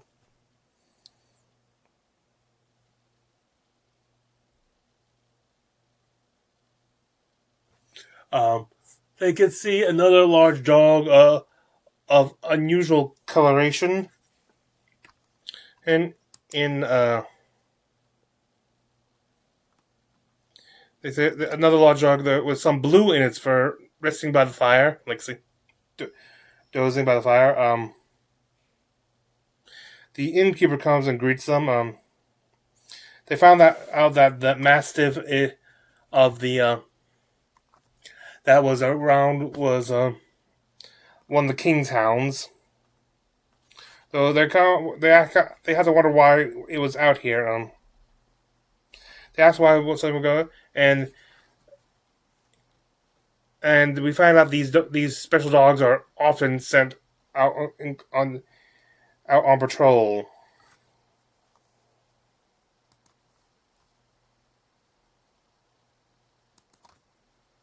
them do go on patrol just to keep the people of the land safe.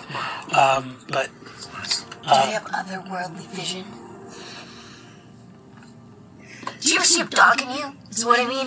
a dog in me? No, not a dog in you. No, like, do you ever like give people the evil eye? You know what I mean? She spits over her shoulder and says, "No. The hounds of the king don't give the evil eye. No." He's a good dog. He's a good dog. Yeah, I'm sure he is. Does the king have 3, like the banners? But you can be an insight check. You're asking no questions. Inside? 20. Okay. 20. You see that the young woman's eyes have darted over to the dog sleeping by the fireplace as they then dart back to you, and you see that she looked distracted as though she saw something for a moment. She looks and says, "Sorry, the king's crest?" Yeah. What? I didn't hear the question. Sorry. Does he have 3 dogs, like the crest? Oh, no. The hounds are for King Augustus's father and 2 brothers. Who yes. I'm just gonna glance over my shoulder and see what she was looking at. You look over and just see that dog snoozing over there. The dog. The dog. The dog sneezing. All right. Well, you know what? Cool. We were just passing on through, and we were just wondering. Thanks for your time. Oh, certainly. I hope I've been helpful. May I ask? Is there any way? What can I help you with? Is there anything that you're doing here? Do you have space for a few extra rooms or a mat to sleep? There's 5 of us. Yes.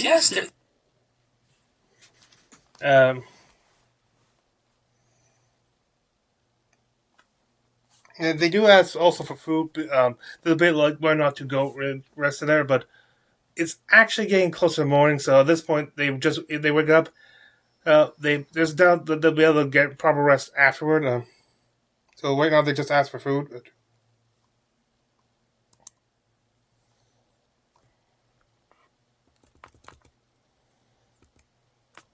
A game hunt.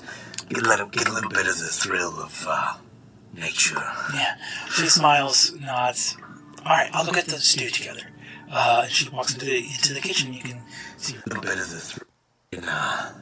Well, sure, North's on the list. I'm taking a small group of city folk out for a game hunt.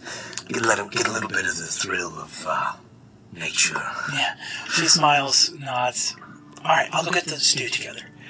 She walks into the kitchen. You can see her little lantern lit, and you hear the scraping of a wooden spoon in an old cast iron cauldron. Go talk to that dog. Look at him. I know. Listen, I'm a little bit lost in the sauce right now. What are we trying to do? Are we trying to sleep? Are we trying to talk to dogs?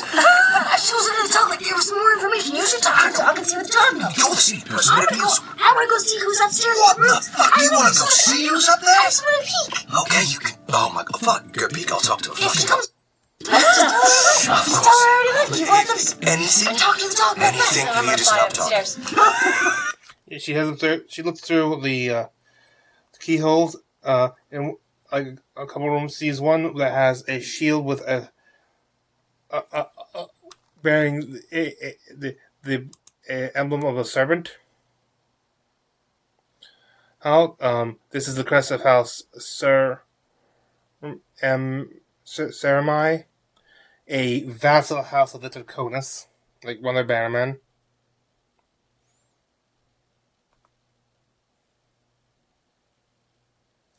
And Cat goes and casts speak with animals to talk to the dog. I feel like they have a lot more spell slots than they should have in this game. Either that or they're using new features and stuff, which... Get 3. Oh.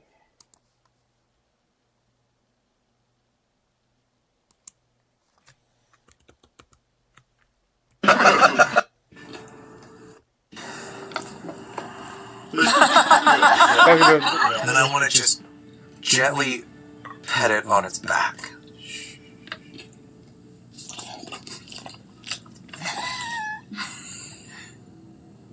You see as the wolf is right over in the corner. You see that she doesn't seem too phased by the wolf, but she just sort of... Alright, I can't believe I'm doing this. Oh. Bad at magic, but I will cast to the best of my ability to speak with animals. As you begin to cast Speak with Animals, in fluent Orcish, this dog goes, shit. I missed what I missed about. Okay, I missed what it has. Never mind that. Oh, fuck. Oh boy, the dog can talk speak. So I would know. Yeah. That this. So typically, when Cadigan has done this in the past, and this is a relatively new skill for him, that when you speak to an animal, it's very much primal. It's I've been here, I smell this. This is a druid. Yeah. Go ahead and give me an insight check, if you'd be so kind. Yeah, okay. Never mind. Never mind that. Bark. It's not great.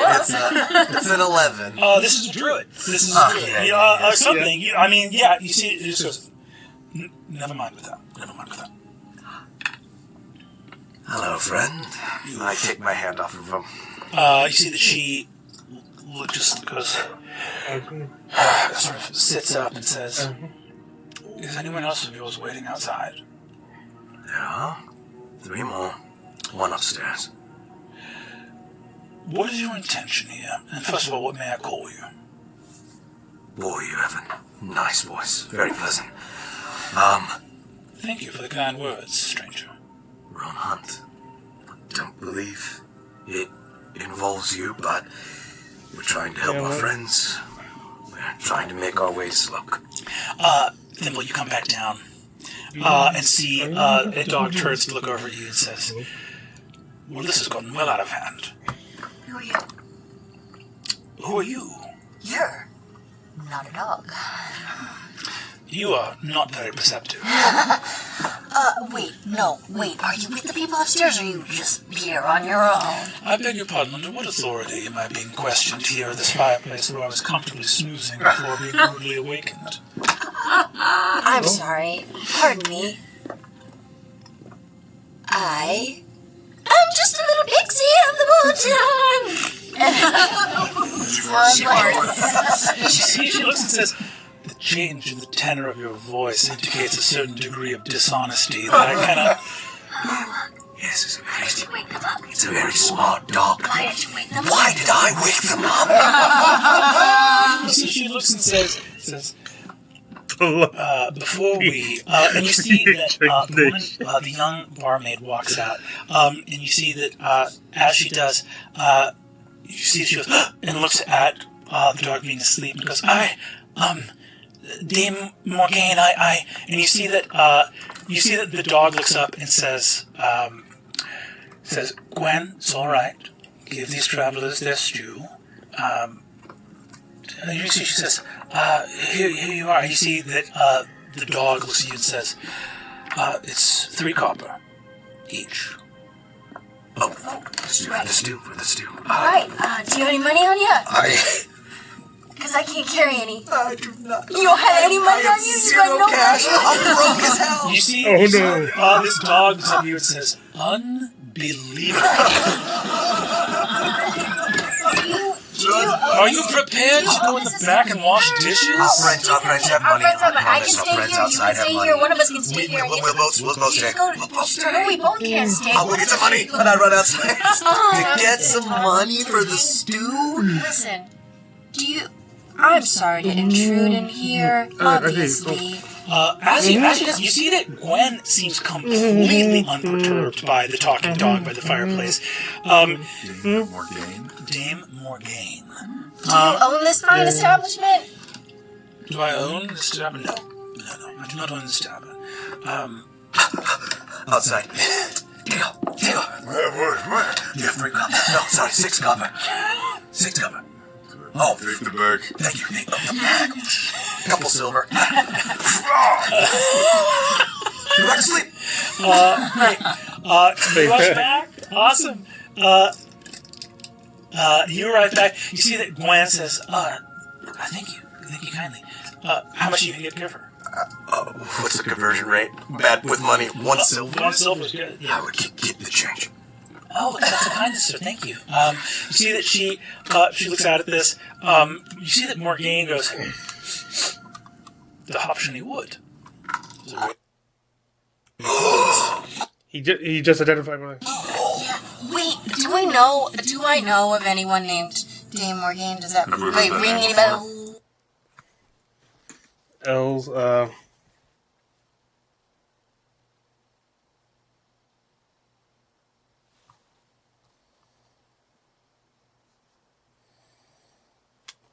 it does not, so they give their names, I guess, just to... I think they want, basically, they feel like they need to get this person's trust.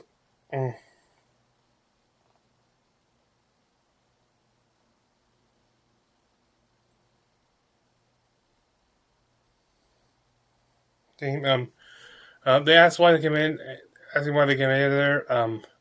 They also informed that a lot of these the kings are there. I think it's implied that a lot of the king's hounds are actually just druids.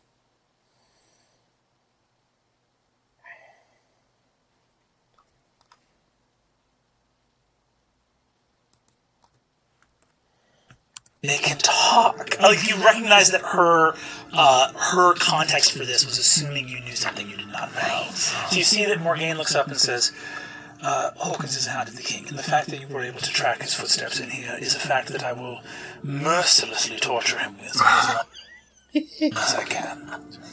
Right. Well, we didn't. We're chasing a friend who's in trouble, and Who's your friend that's in trouble?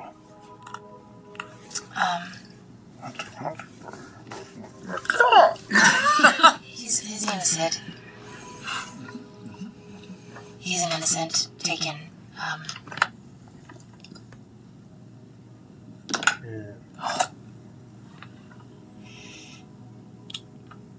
An innocent taken by whom? I believe the new Baron of Sloke. You see, she nods and goes, well, the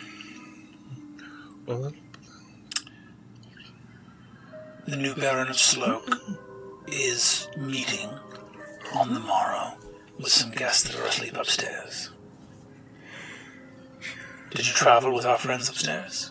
No, I didn't. Oh, I see. Well, I am a tired old hound, and I believe that you should have your fill of stew. Gwen, you see she goes to the corner, and Gwen sort of peeks out from the kitchen again. She says, when our guests are done with their stew, see that these bowls are well washed, put away, not left out. I think your business should remain your own, don't you? Very much.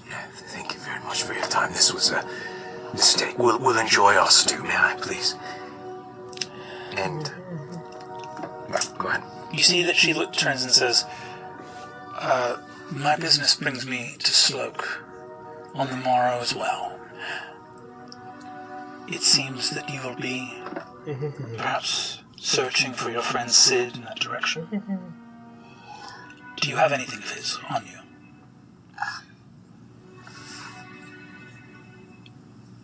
You got that fucking fur. Fur? From the brook, from the little glade in the top? Stressed fur. Stressed fur. Although, wait, was that something you made up? Why? It was I was also saying, wait, wasn't that made up? Stressed fur was fake. Damn it! That was covered for your friend. I'm trying to think if I did have anything of Sid's from before. While she's thinking, his babe be like, this soup looks fantastic. You know of the new Baron? Rather, we don't. Ah. He's a bad guy. What do you mean?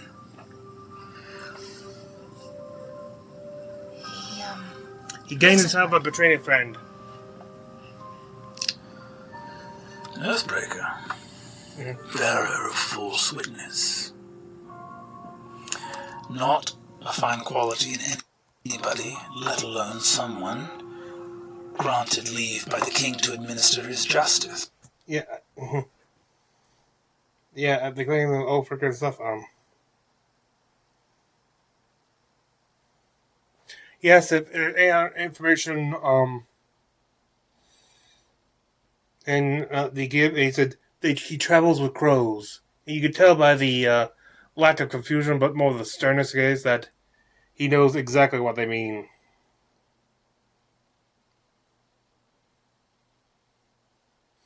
He tells them to that as they think he or she. I think this is a.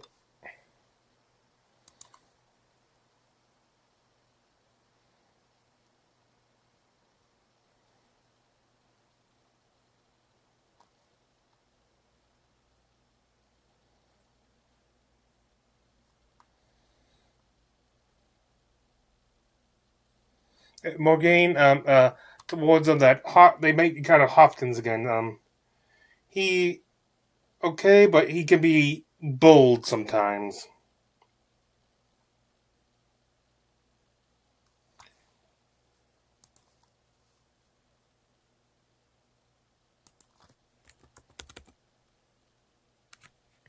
What? I know. The others. No, though, What did you- probably are a bit compromised. What did you see upstairs? There, but that was somebody from the house of Cerami. What? Yeah, What? I know. You don't know that. Do you know what that is? That's why I said what twice. Oh.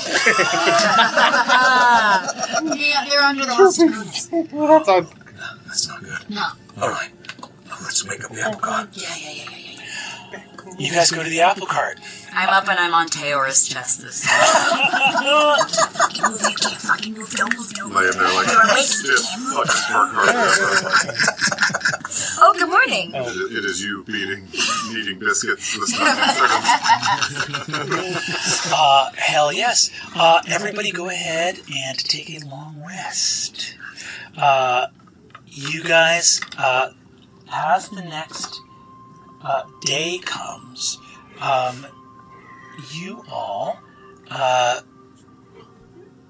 sort of, I think, arise in the early morning. Mm-hmm.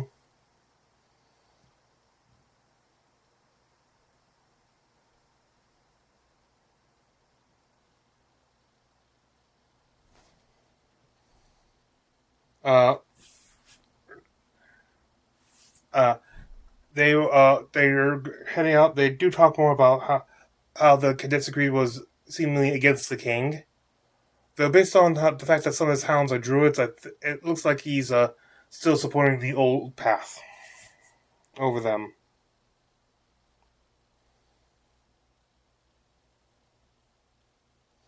They continue on. They can see up ahead the Dwarven Mountains, which border this land, which also border Dalmakyard.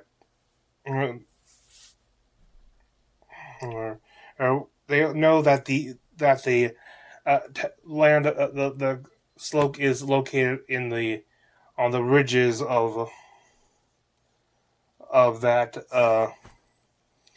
those mountains. They can see as they getting close to the slope. They can see off on the mountainside the castle slope, and it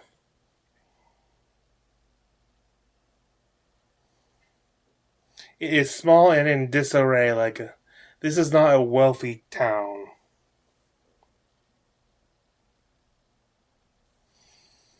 On the other side of the town from them, but not near they could see banners of House Daconis and Cerami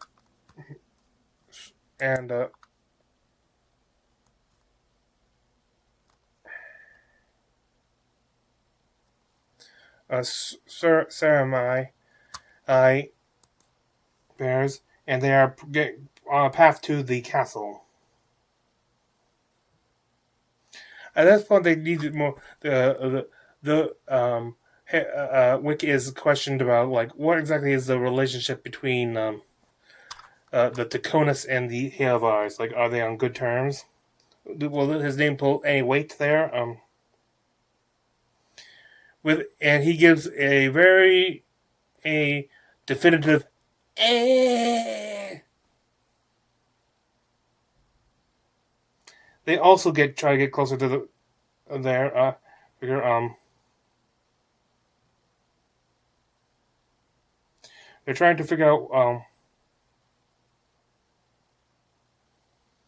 where they're hiding. They get to the castle, try to figure out where the holding cells were. Like, I think there's like specifically like Thimble that who flies up to the top of the walls.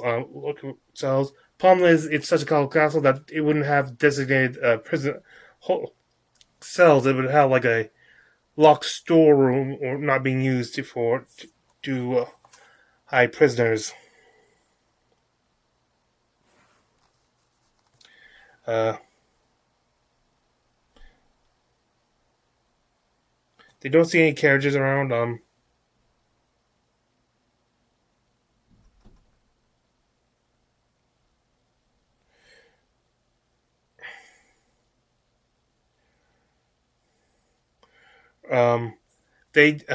However, Wolf. Okay.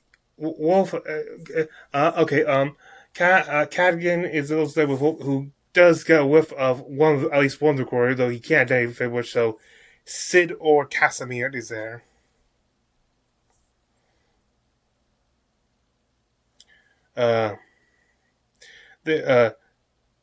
Tyranny and Wickander offer to be distractions.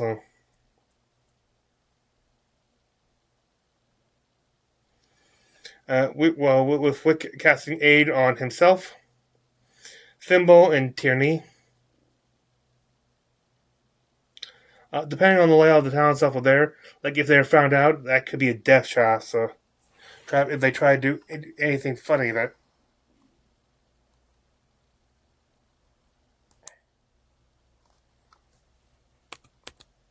Figure I had in hand. You guys could sneak up At the castle. in front of it, perhaps? Are you prepared to use this? And I'll pull out that little dagger I had in hand, him held forward, up close and... Look at that hand there. Perhaps not. Get in the right mindset here. I mean, it wouldn't be a bad thing if you are trying to sneak up on them to have a distraction.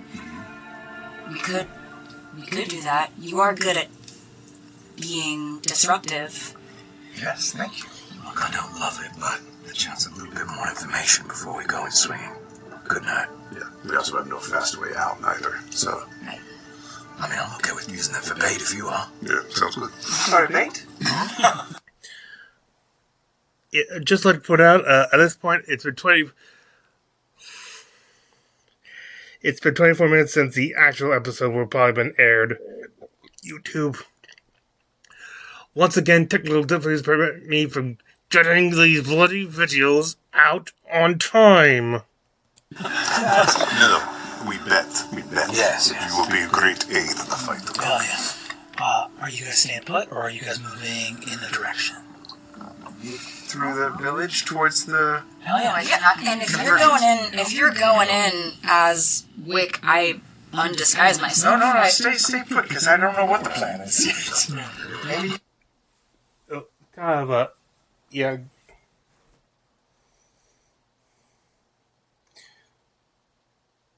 Tyranny looks for a safe spot in town to spy on the procession.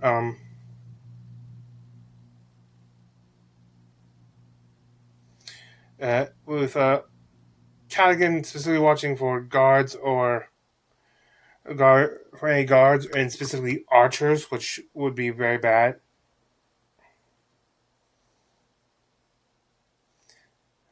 Thimble is on the castle parapets and this is where before they could see like I was on the parapets and could now see what they're up against right now. You can see like at least 2 crows, 6 knights, and I spelled it like the time of day.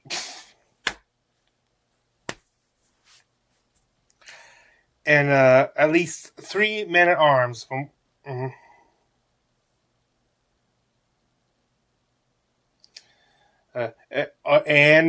in addition, she spies Casimir. Target sighted. The Samurai and Takona's group arrives at there.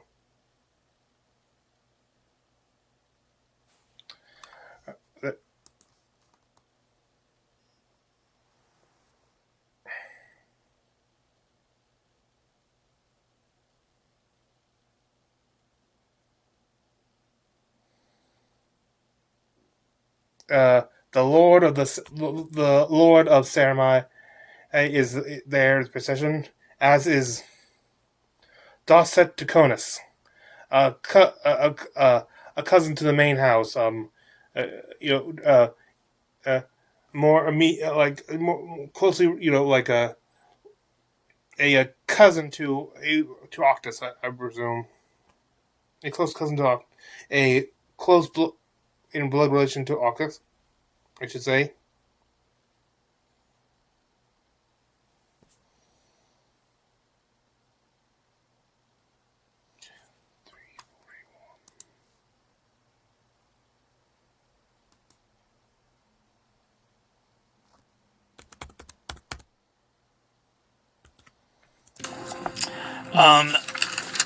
Who walks forward, and you see Casimir Gamadale wheels around, looking at him, and his older sister. You see his older sister, black, silver, finery. You see she carries no weapon at all. You see that her face looks gaunt. You see that she has a tattooed face, that she has teeth tattooed on the outside of her lips. Oh, shit. This is whose sister? This is Doset's sister. These are cousins of the Takona's family that share a name. So these are not Octus's siblings, these are Octus's cousins. We don't know her name. Known though from Octus. If you were friends with Octus, you would know her by the description. She has teeth tattooed on top of her lips to make her, and she has these 2 dark tattoos on either side of her nose to make the bottom half of her face look like a skull. This is the Lady Univere Takonis. Do I know her as a bitch or a nice lady? I'll give you a wild guess. It has a skull thing on its face, and she's a frickin' Takonis who's not Octus. She's so nice. Who's directly involved with this transfer over her of one of their friends to their traitor. Yes, her skull face. Univere.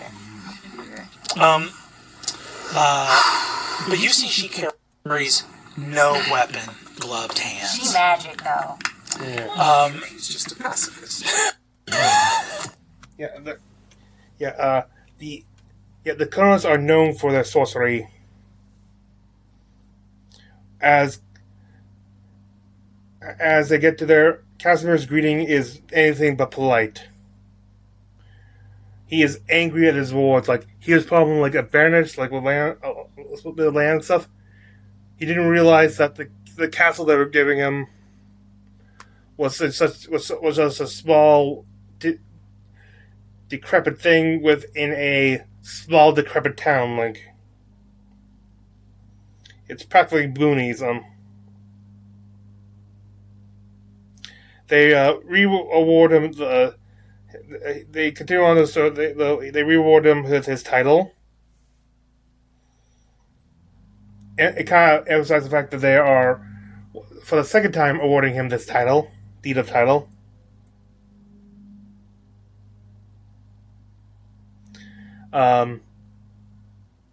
Based on what they're saying and capturing him, is that so they imply there's an implication which later is confirmed. Sid was at that frickin' inn. If they had gone to him, they could have rescued him. It would have put him on alert and stuff, and they may not know Casper, but they would have had Sid.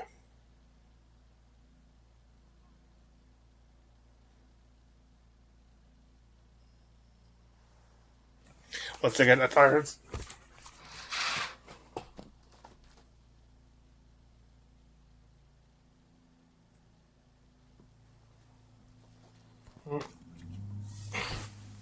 Okay, the Dakotas tell him that Sid is no longer his concern.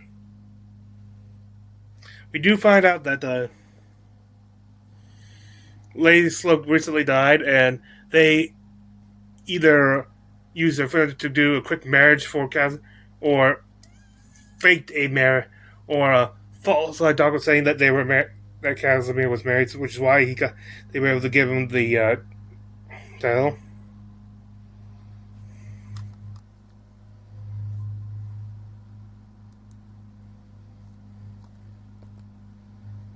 Lived with him.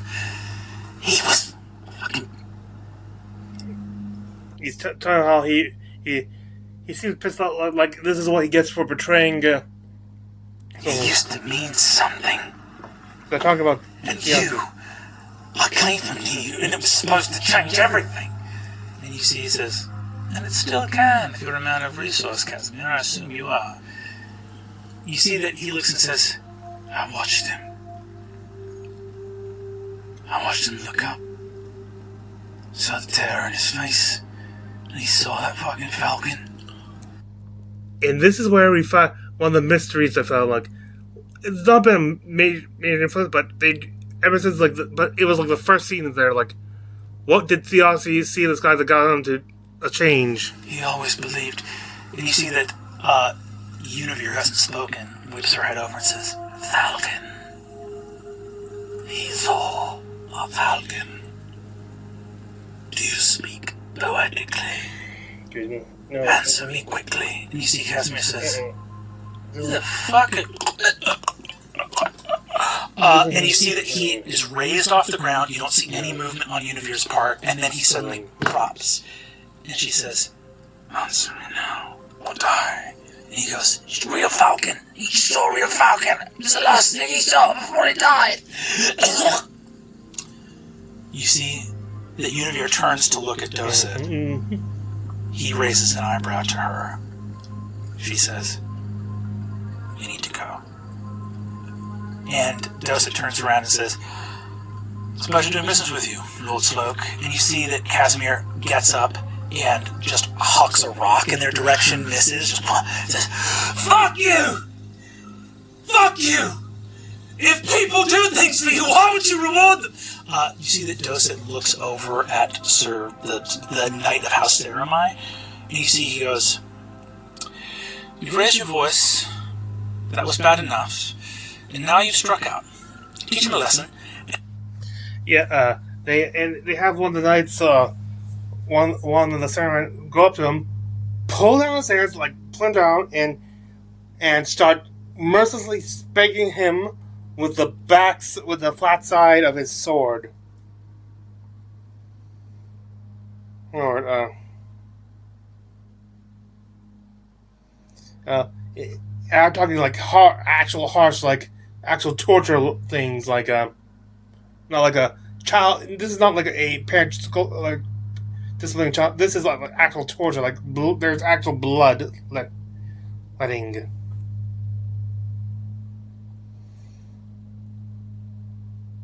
After this, the Draconis group leaves. Casimir, fully humiliated and wanting to get what he believes is coming to him, orders the soldiers to get ready to go out. He wants taxes doubled on the town. Oh, great.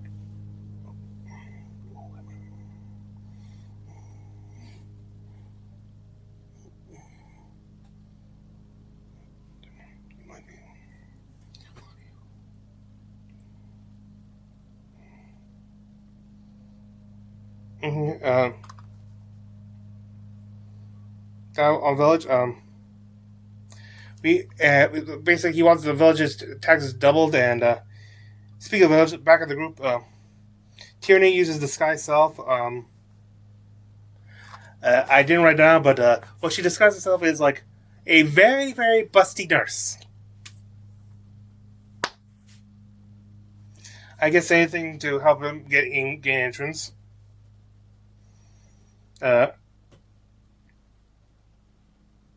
Should they actually go after Sid first? Because they do now have an idea. Like, it was unconfirmed, but they do have enough to suspect that he is actually at at the inn.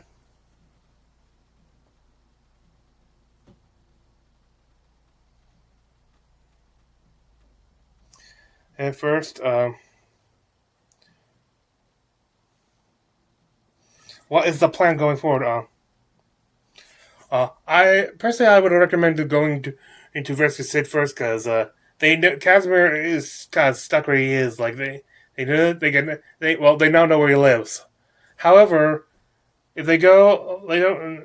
However, they also don't know if they've stated in the conversation that Sid is now no longer his concern.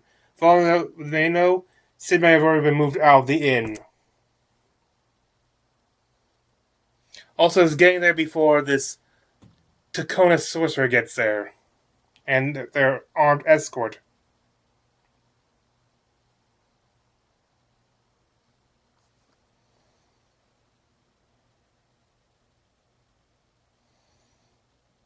They look up. Someone notices another group leaving from the castle.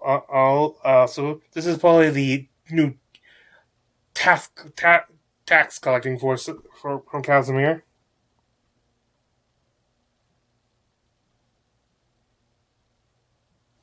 Decide to try to sneak into, to deal with Casimir first. Now I'm always for now. Whether it's like morally or practically, I've always personally advocate like rescue first. There's maybe limited time to do a rescue, but if you don't kill someone now, you can always kill them later.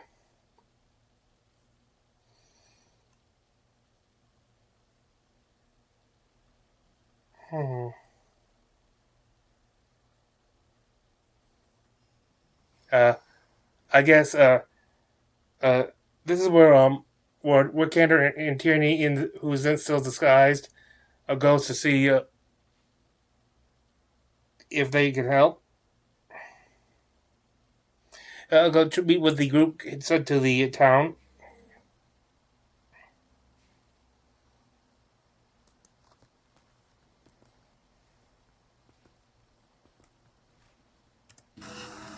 Uh-oh. Ask yourselves. We are emissaries from the House Halovar. What? Uh-oh. And who may you be?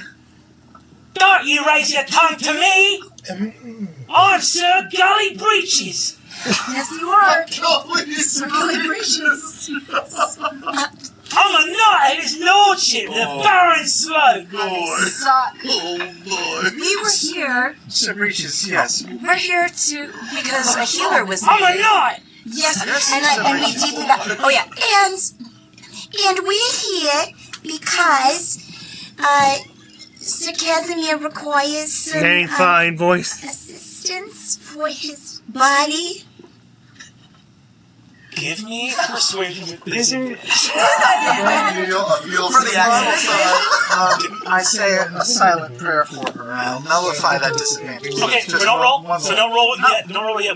You're gonna roll. You're gonna roll a straight die. This will be your roll. Your nullifying disadvantage. The DC for this is going to be 25. great, Can I? great. So high. Easy. 12. You see, he looks at you and says, "Help the Lord. The Lord Sloke, because you don't use his first name." I'm so sorry. We're not from here. We're just doctors. We're just doctors. And tell me, what have you come here as a doctor to help with? Well, we were passing through, and then we saw that he was injured.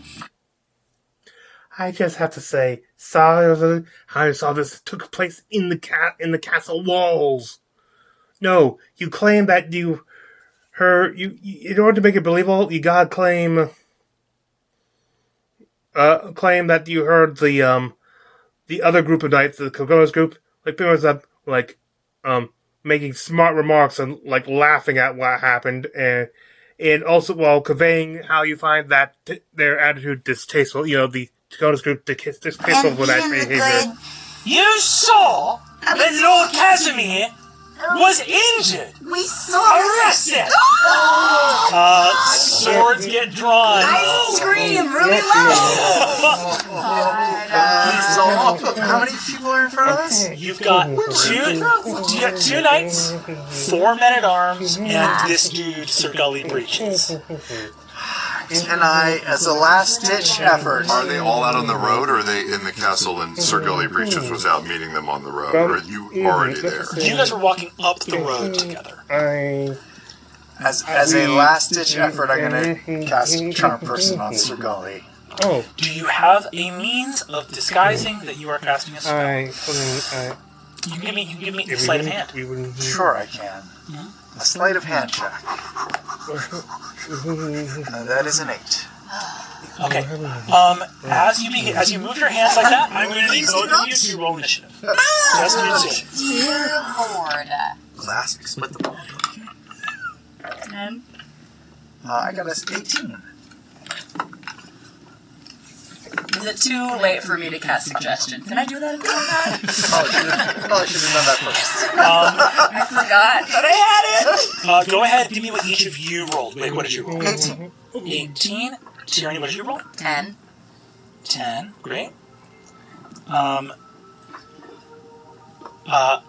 am going to...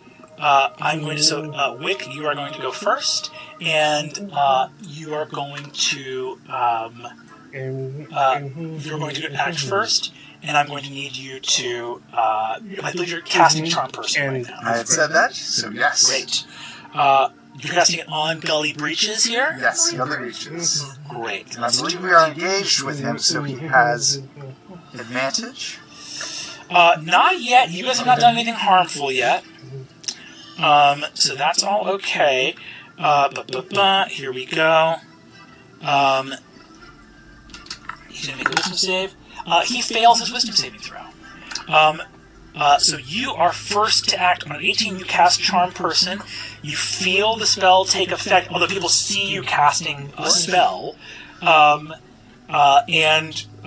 do you say at this moment? I say to him, we mean no harm at all. Please tell your friends that we come in peace. We just want to talk. You see in this moment, before he can react, as you are in initiative order, some other stuff is going to happen. Of course. Anyway.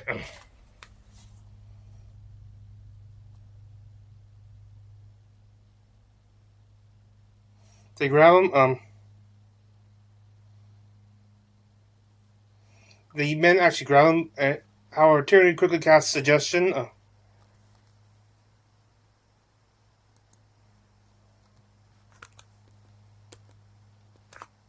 I would like to cast suggestion on Sir Gully Breeches. Okay. And say... Ew. Please! I mean it! Please! You're supposed to be Jessica Rabbit, not Roger Rabbit. Jesus. No one's turned on my Roger Rabbit. Not true! Not true. In the wrong forum. I'd like to say, please, we just saw that there was an altercation, and we're here. We have healing powers. We just want to help. None of this is necessary.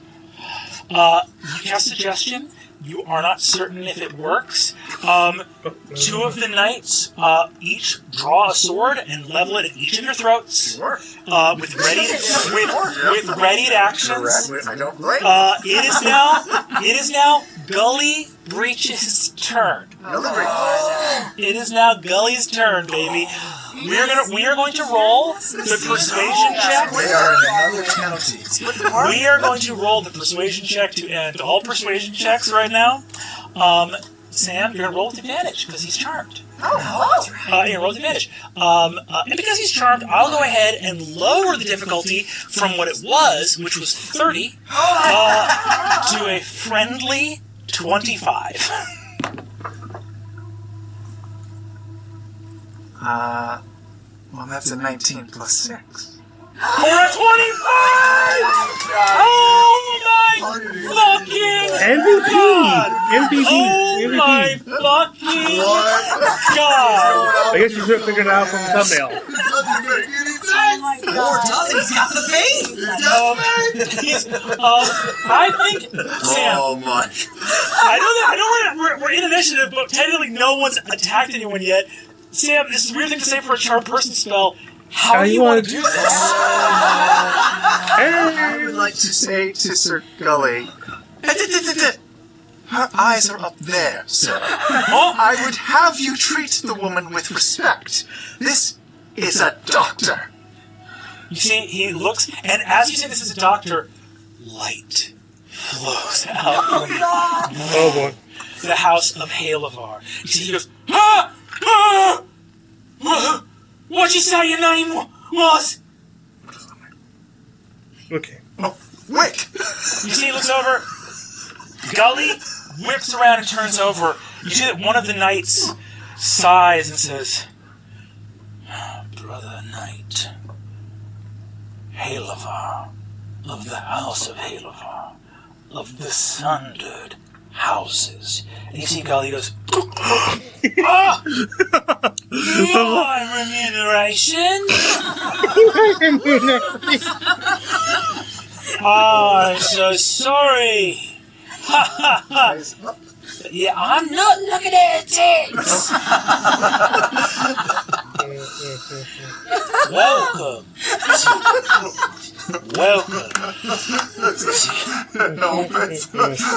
Welcome to Castle Slough. I take it you travelled here with the envoys of House Taconis, which is also a sundered house, I know. You see, he says, I take it you also travelled with the House Taconis, yes? Yes, all of us sundered houses are quite close. Of course. As the first knight of the Knightly House of Breeches, I welcome you to Castle Slough.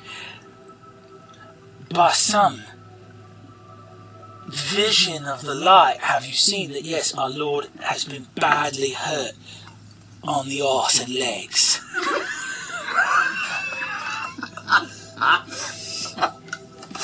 Yes. He is a noble man, and he will be treated as such. Parley? With discretion. And they head back to the castle. And,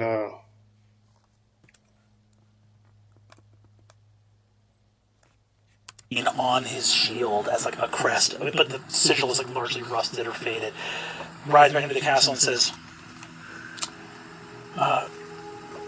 Madam, how may I announce you? What is your name? I'm Dr. Finger. Dr. Finger. You see, this man's badly hurting on a spiritual level, and he rides into the castle and goes, presenting Lord Wikander Halavar. And Sorry, Doctor. his companion, Dr. Finger.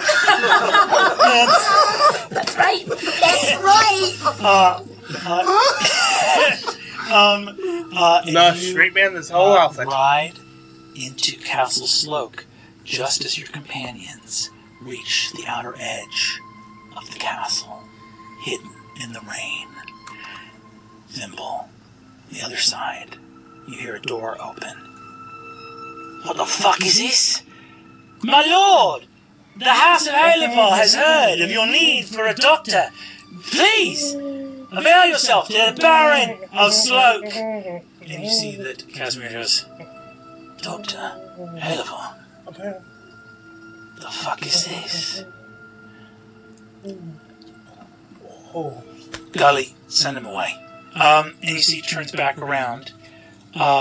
inside the courtyard, all of you guys see Casimir Gavendale limping out here in the courtyard. I would like if I'd be so kind, a stealth check from the three of you with advantage.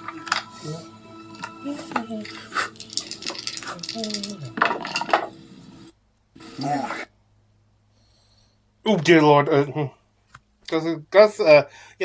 Casimir's confused. Which then use the claim that the Chorus asked him to come to heal.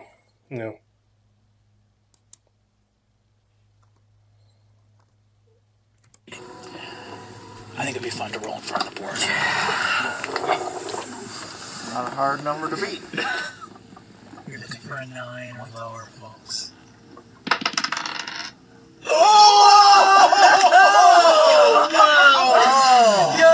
On a 4. Oh my god! That was Casimir rolls. They wanted him low. Looks at you and goes,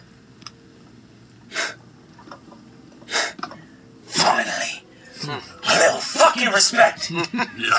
Fellas, pour the wine for Lord Halifar. I don't drink, actually. We need to discuss about how we're going to turn Sloke. And he grabs your lapel, pulls you towards him. His breath stinks. You can tell he hasn't slept in days. He's on a razor's edge of sanity as he goes, we're going to turn Sloke around.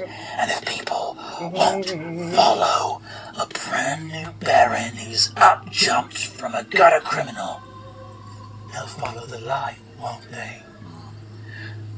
And that's all for this episode. He wants to introduce the Creed there to increase his power. That's all for this episode of Critical Role. That's all for this episode of Critical Role. How about it? You guys got some big decisions to make. Yes, we sure do.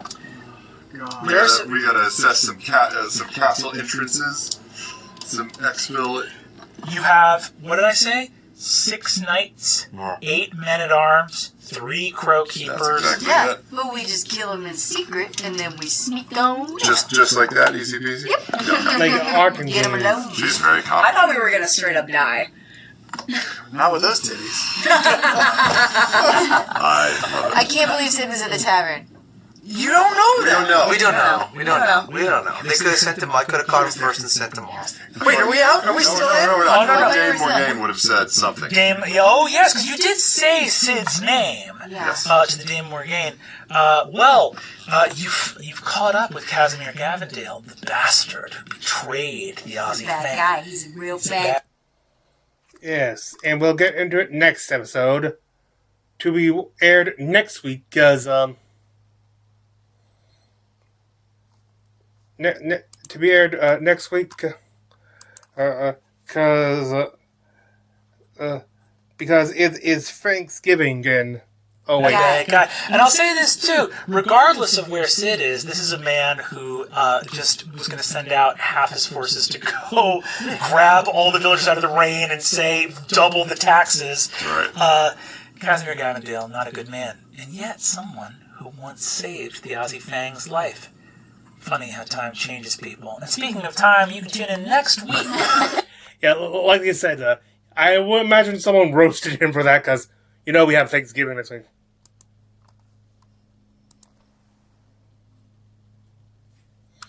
But anyway, on to the homebrew. Like I said, like all these things, I may have to end up doing just reprints, like refresh for the new rules of D&D ONE. The 24 rules, like some of my old like subclasses which are updated. And here's one that I actually had in Zip and I forgot about. With all the shady things, I thought Rogue good, and would you know it? And I only just thought about now, but it's also the underdog thing in the Canadian references. Literally only just realized that now. Lucked out. You are the best when your situation is at the worst. It's at its worst. Learn to use your wits to overcome adversity. Know that by playing off of expectations and egos, that strength can become weakness, or weakness could become strength. After all, An animal backed into a corner is at its most dangerous. To start out with, we got your third ability.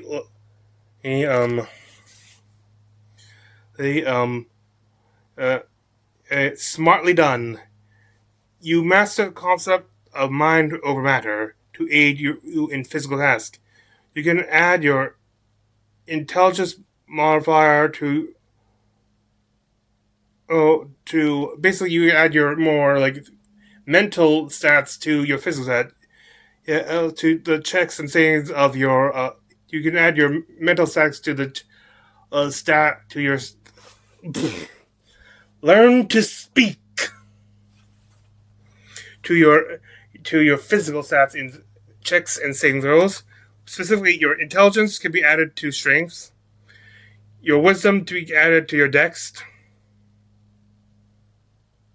Dex, like a fun thing, like showing proper form or observing like what you have to jump over, if anything to use to probably jump to go over, or like add your charisma to your con, like give yourself a prep talk to push through it, something to endure. You may use this feature after rolling the dice, but before you know if you succeed. You may use this feature a number of times equal to your proficiency bonus and regain all uses after a long rest.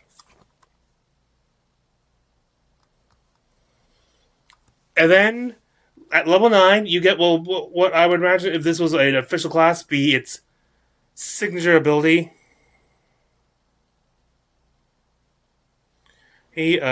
Reversal of Fate. You have mastered how to play up how weak you are, how inevitable your opponent's victory is. You instantly, if not magically, know how best to aid your allies and distract your foes in tasks. That is the descriptions. The bread bonus as a reaction when a D20 is made within. I may have to update the language more on this. A D20, I think that's supposed to be a D20 test, but is made within 30 feet of you, that you are aware of in game. Like your character has to be aware of someone trying something, and they're of course not aware that dice are being rolled to determine this, but determine that some effort is being made that is at advantage or at disadvantage. You can use it to you can use your action to reverse it. Advantage becoming disadvantage, and disadvantage becoming advantage. If you can use this feature sometimes equal to your proficiency bonus, much like Smartly Done, and regain all uses after a long rest, also like Smartly Done. This is big, especially since if you're in disadvantage, you can do that, and because you have advantage, you can give yourself you can it can help you set up your sneak attack. Then you have Rise to the Challenge. Think on your feet. Your feet will get you out of the direst situations. At 13th level, when you're making a saving throw and or a skill check that uses strength, dexterity, or con, century, or concentrate, or your strength, dexterity, or constitution. And it's being made at disadvantage. You automatically apply the effects of Smartly Done to the check or save. This does not count against your uses of Smartly Done. And finally, your capstone. Probably the funnest one to think about because it emphasizes the thing. At 7th level, the capstone, Provoke Monologue. Yeah, but this was designed to be like the heroic rogues. Though you don't have to play heroic too. While your HP is less than half, and is not only less than half, but also less than your adversary, you can use a magic action to force them to make a wisdom save. The save is against a deception check you make. If they fail, they start to monologue and are considered incapacitated, minus the speechless of any speechlessness that would normally occur. Any attacks made against them have advantage. The duration of effect the effect is the number of rounds. It equals to a number of rounds equal to half the difference between your check and their failed save. However, whenever you or your ally take an action or bonus action, the target makes a perception check against your rogue level, meaning minimum DC of 17. And on 6, the monologue ends and they're no longer incapacitated.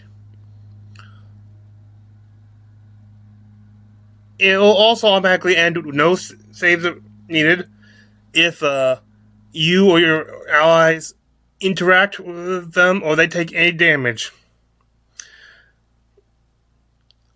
As for what they monologue about, the DM decides and determines how much information they divulge. Like, if it's like late game, like maybe they just like the real, like, and if, you know, good way to get like satisfying, like, that you to like curiosities left, like what you don't know. You can once you suspect, you can't use it until you finish a short rest. And that, I thank you for joining me on this. I hope you will join me again later on when they have a new episode. When we get into the Christmas season, I will be trying to catch up with other late recaps until then. But until then, this is Free and Dimension, and I wish thee good fortune on the quest of life.